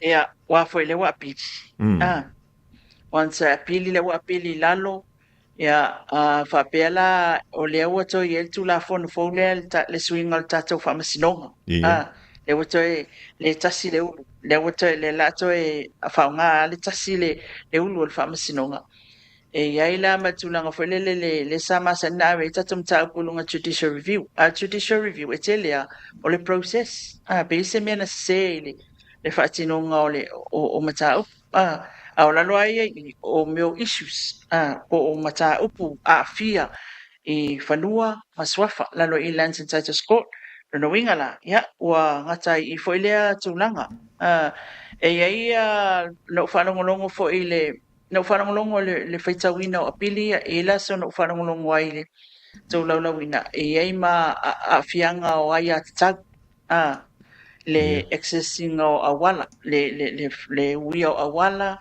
wa faamuta e whenga wa avea le o atu o whenga matulanga wale mawhai e tangata na excessi ia wala i e masanyo na o iai ia o le suavai ia le whapea e fo ilele o le sa o le whai unga le whamasinonga whanua masuafa ai ia sila fia lele a fia lo wa ia tau whaleanga nuu o lalo le Lands and Titles Court a fia wa ia tau whaavai tangata soifua whaavai o lunga le Supreme Court. Le sa fai le fio anga le ava. Ia o te lola, ia o tūlanga na e atangia mai e wani te uwhapea. Ia lawa wakwa fianga o kakai le se kilo i fui. E se ia tato whamasino. Ma ta upua ia tau whanua masuafa. Ia o lewa o ilalo i o ia so e fai e le fai unga me uma. Ia peila o le tūlanga na lewa i le so. I le fai unga le whamasinonga o whanua masua whai lea fwoi mata upu. Whai fwoi si lewa o tu ua mai ali i whonga mua le mata upu lea mata ali e nei o tātou whioanga ia. Ia e le leia o na maua pia le file mua le ali. E le whapea e alu se si le langi mani whanua. Ia maua le file mua fwoi le awane i e se vivesi inu uma whioanga ia i tūlanga whapea. Ina ia tātou toa whi maalie ia mawhai ia mea umai lunga o ala o le tūlafono. Ua fwoi tātou te ele mea fwoi lele ia umai lor whai unga o le fifia ia le loto ita. Ia fwoi le loto le fifia malti ngā o nei whioanga o na lawana fwoi ele peitai. Ia o lea ua whaatūlanga sa o mai le whamasinonga. Ia tātou avele iuta e peo ia upo le tātou atunu. Whai le alofa o le atua mo i tātou i taimi umalawa. Ina ia mawhai o na tātou wola i alofa atu, alofa ifo, alofa ane, ia ma tātou iloa le isi uso tangata. Ai, o le whai ngana whamasinonga le whonga mua, le laka wang whai akla wa unga sa e pe ai. Malong ele yo le menta wa ele vaenga ta wala no tau ma wa tuai tau fai wi ngolo sam danga li no maiava ele tu ese sina le o fam sidonga o fanu mo swafa mal fam sidonga le e feo nei fina wina ia wa ia te tau o le tangata soifua i lano le tanto fa vai o malo Samoa i lano la le fai unga le tu ina mai le fam sidonga le a piti a faila wa afiai ia ta ia te tau e peo le ta wa ia langa lue ia nga ia tu yuta Matem no te toi fina wina ia lanta ia te tau wa afia ia le mawhaingo kau o iloka whale ia le ufa me le whai unga le wha msingoa ele ai o le whale o oi a le kui o le whangu o le ngu lea o lona winga lao le mea ka ika e whai le kempinga i lilo mai awa mua e avele kangi ia pe mua ka penga e se lo ma le whangu o le sao leo Ka foi le wei fai unga le whamasino. Lono winga na a whai whale au ngā ina lono winga o whanua i tua mai o le i sifo, e saute i sifo o le fitulua tolu e kalea o lono winga o whenga e o naina. O lea sa o la lātou whinaunga. Ia a whaila o le iei lo whale tonu i ia o te tau na sa ili se isi no whangai e iai a wae muli mai lau a whianga alanga leo ka kia le whai unga le whamasinonga i le ana le whanua. Ai a whapea o lele i iai le ana whapea lele o iai le whai unga le whamasinonga le ana le whanua ele i mautinoa. A lea a whialo ai a tau fo ile le i tūlanga ia o le vai o le awala. E mawhai ona e whina mai walo i ele tūla fono i tūlanga ia o awala. I tūlanga fo ile le a whapea o le ui atu i lo whanua le awala mo si a inga la e ele whatanganga. A tūla fono. E a vele ina i au le tangata la i lo ne whale. Ia pe fai o le ele na o lau mautu le puli. A le ele la lewa iei nei. O whenga lewa man malo o le whamasinonga. O lono winga. Ia watapena ese la ia tātou ma whanua i o whenga. Tātia pea. A fai e mana o whenga elisi. Ia paulala na o le tūlanga ia ngava a ia. Ia nei a inga ia pe fa pe le la. Tongi atu le lisi ia whenga la tau whao ngā pea ia. Ia whanua ia tua mai o le fitulo tol peka. Ia o tūlanga na ai mo le whamani nonga o whamasinonga. E a fia lola wai atu tau i whaleanga nu. Whanua masuafa o le Lands and Titles Court. A fia lola wai atu tau whaavai alanga o le Supreme Court. E tau si mea na al whaavai. Ia ona e a ngā ilole ilunga i le Supreme Court. E ave iai, whamasinonga maununga. Wa a fia lo kangaka o ngā lo wai a kakau ngā ma i lalo le whaavai. Ai a whapea lo o mka u whapea o le mako whangua le e ke whiu lai ke alu runga i u me mai alu lalo i whanua masuafa na e tala noa ai a tau whaaleanga nu. Ia a tonu o le ale tope la wina fo i le fia anga o whenga o na whaatino ni whai unga i nei a inga ia i a lanto mea tau tino i lanto whanua i e fua i le unga le whaamsinonga lilo le aso langona i le tulanga o le tausinga o le file mu ai a whai o nei mau le avado e no fulisie. Yeah, for your look for Britannia, yeah, why not? Ioi, ele oi o fo i atu i valea i le fio anga o whenga. O te iloa e ngai fo i le langona o le alofa ia. Ioi, ai ele lei o le soa o le pule. Pe wha soa ia fio anga i lua. Ai awane i ele turanga fo i le kapenga ngai e se a wha fika. Ioi, o te iloa o le ua malu, o la ua wha apini. O laua ilonga le whanua ma le tangata e pule ai o le awa noa ina ia soifua manuia na i tangata o lo ua iai ma lātou mea tō ia o lo iai tūlanga na ia iai lisi i mwhaifuana wha mamani lisi ia lisi to own vai le kelo kako meanga a pia mai e whenga ia kong lo lisi a umai a ua a koa le varu sifuli mawhia ia uma lau kwa ka eka ioi i whapena e fa pena tele awala e au mai le atua tātou te angava ai na ia whaia le mea sili o na tāua o le tangata soifua e tāua le whinangalo o le atua o i tātou ia na ia le leipe alu tātou wā mawhile mu ia ai o le se tūlanga na tātere a oa ia na ia fio anga i lua o sia mātou nu o le vi o sia mātou nu fo i o whenga ia i umao ka piko ngingu ia ai o le tūlanga le na ele o ia le matapia le mana ia i le tofa ai pe o le tulanga taua na e te tala i le tofa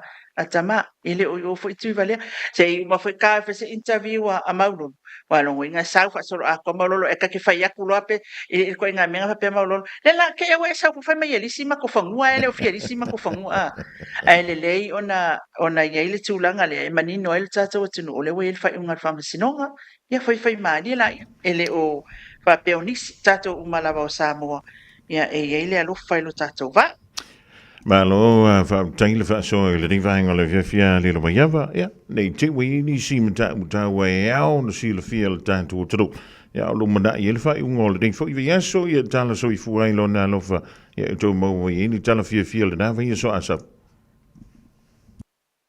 e pau al tulanga le na o maua mai por kalamele ale o oe malo e ile sa no anga le ale sui faton silon tanga rengo toi fo malo ina le fionga tanga loa Dr. Robert Thompson o lo o sila tanga renga le taimine pe ono fa atau mai le tui pui o le dengue fever le fever po naivi e fa nga e sa moa I nei o le vaila au o le fa nga isi tunu o la lang o le dengue vaxia o le tui pui kai le so le po sa o ngi o le tui pui le ua whapitoa mo whanau mai le iwa I le se fulu ono tausanga le matua. Ma o lato fo ia na maua mua I le fiva o ponaivi.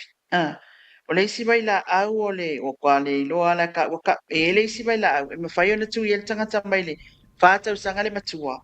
Ia nga I le ono se fulu tausanga. Tu sapo le tangata na afia mua pele I afia fo. Ia, maua saunoa, o ia tu ia saunoa ai, na saunoa I tanga loa, o lo o sila pel tanga luenga, pe tala fia ngai, mga fatia, le whaatau mai e le tātou atunu. Yeah, when you talk about kui ali whangamua, e tele ia o talai, I tua mai o le tui pui o le COVID, le sa tātou tui ai. Tele ia o tangata o whai mai, e wa waweanga whio ki o ngale, e iska ka makuasa I nkisi ai e whio ai ka kungu li whangamua. A ka whikau I e mai, vai le alo solo. O kui ngā le pusta ma le mameanga. Lei e le, whai ngale e kau ke kali, e maua le mea whai ngale, e mana o mia le wha mao ninga o mea malawa le tātou, lanulangi le tātou te iai. Ina ia soifua manuia tātou tangata. E ngā alo solo kua. There were more than 10 people. Le fai mai e kia kaimini I fai mai. Ko fa ai o ko ye le alu fa solo a ko fio ki kanga. E ma fuar kui le lenga kui e ka ko COVID. O walo ma fa pe. Pe ia o sei o ma fia nga sai ngi si ia. Ia la ka ma. Pe ia nga sai ngi si nga fi so le ma sa ngola. Ia ai o le mena e mo le whaanu o le teimi umi, ia ma le teimi tele, I lunga o mele o le social media, ua lea nga I le lewa, I se mea ai e tamaiti. Ma wa ai e totonu o le loto I whale pa o whape I mai le ahinga. A wa o le tele na o tala I e whea I lunga o mei o le social media. Ai I te lunga o fia le tala fo I le e moni, ia ma le tala makua ke lea le wha maoni. Ia o whengi mea ua whio ki ele fia sera ua sele. Se fa mo le ri o le ye fa mau nga ale soifua malolo ina la langi ya ilanto na malili ya ma ilanto ya ole la va afia o mai terminator no New Zealand ma la langi ya to ai fa nga ka ka ko kaimi mangua ile ko e palasi ya kun ki mon ke kele ya o ko ngai sa mo ali di lo mai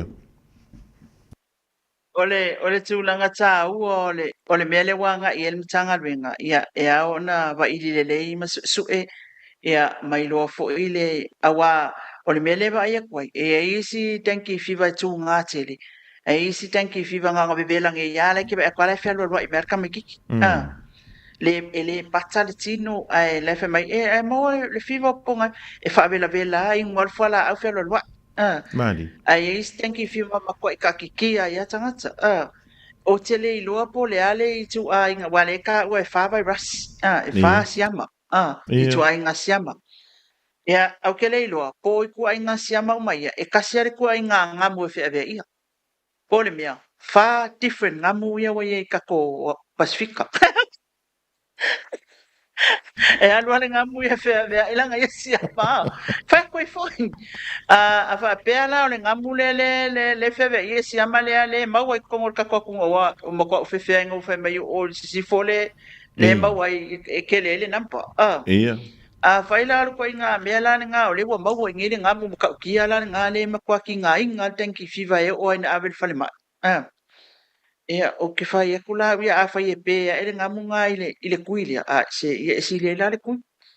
Na wa ele au ngā la ngā mai la ka ko whanga e tupu mai ni whana lawe. Ia a le tūlanga na e ngā wanu ma whau whai mai e wha to I ngā siama esi esi.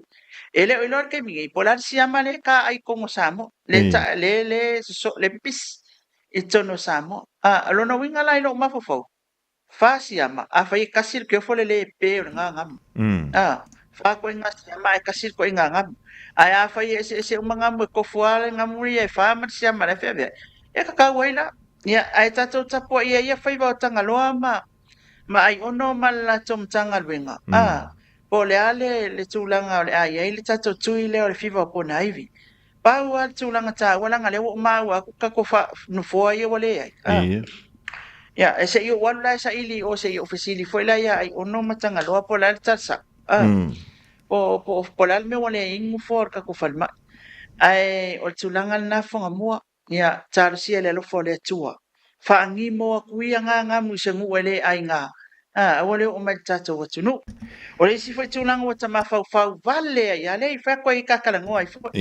O tama fa ya ina o ta o si ama ye fa. Fa pe e no por que le ngi me fo saule a baila au fangai le fa koanga saule a baila au fa baila au le fangai kapisi o baila au le fangai ku kama o baila au le fangai le kal o baila au le fangai le foi lele ia ngo mai lo le ngamu ia o fe e pe yo le aisa nga ngamu ia o menga o tos ngamu ngai sa moari di o vai a kupe wangi ngiva pe le kakara le sa ia le ngam le wa la yona yai ia o loka lava nga masal salunga fa tangata ma fau fo le fa pe o le o mo kwa mamawa ile langi me o ila ka su ai taria mai le lava ia so ali fonga bua I se tala tato falma I fara tele ati le tato tanki fiva. Ja, mole antulanga fa tele le loiava mo le tato po le kalame le fo I fia la stof ya la tato talia po le ale si la sanga la o ya tu ya ia mata pe ona folosia I malai I le fo ya stofi fa tanya toi ya mo le longa pu yali yo le pa ia malo le tato tro a wala va ia le si le fia ya fa la ve le tanga tele fia mala malama ya Malakana lo maku o le ngu o le sia wali nga fa mai o le whaksa nga o le se whaksa mātou le nā mea. Ea e alofa le tuam te tu lau soifua ma so mātou wala li lo mai awa I le nāwa ia so asau. Ea tātou toi whelo ia I lunga o pe au mga ngano. Ea tau lunga mai ia le tātou polokarame le reia stofi.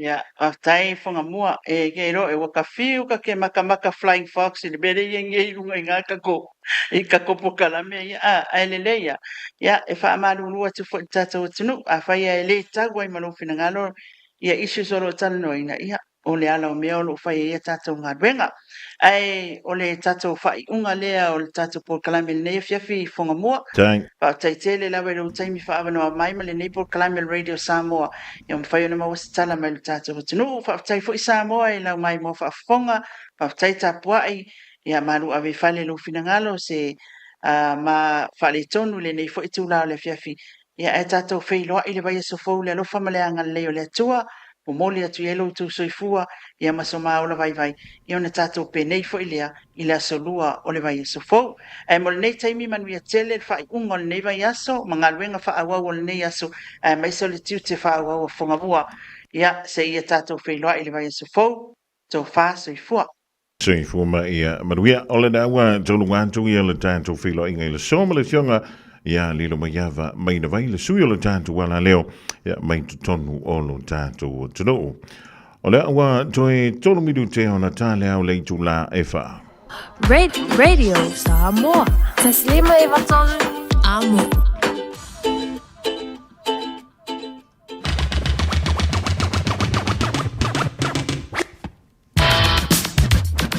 Ua taulunga join dama se tautua mo e samo le rei fiafi o le so tofi le so se fulu lima o le rima siro me la se ngana wale tautamali i le tātou mafutanga e poto le tautai ai e le taimi e sasi ai la na vai tautai atu le tua pelo o tau soifua ma le batu wala le so fua tai au tātou toi fesila fa iai i lunga o pe mga lunga lo le e ale porkalame ma le fionga ia le ia tau savea le nganga i fo faiva i le fiafinei pe mai atala mai atu o le Pasifika ma le lanolangi o lo tapena mai ai le tina fo ia Miriam la na toa po mare pe mai alfantunga nei mai le fitulima le toa ona fonga mo po se manu ma tua tanto fuala au pa eu tui tene ia lu sa mo ke wa yo Tako e se ngamu sa mo il pepesi e o le fa mai o le fiva o pona i po le tanki fiva ya fai mai li lo sa le dia já alo fatele antu ai fa so i foi Oka la uhani ola uhani pa sili ate pa tu saina ise apa ela pi o se pisu pasili o se masika que mai piti pasina sa pasui onita mato bali pi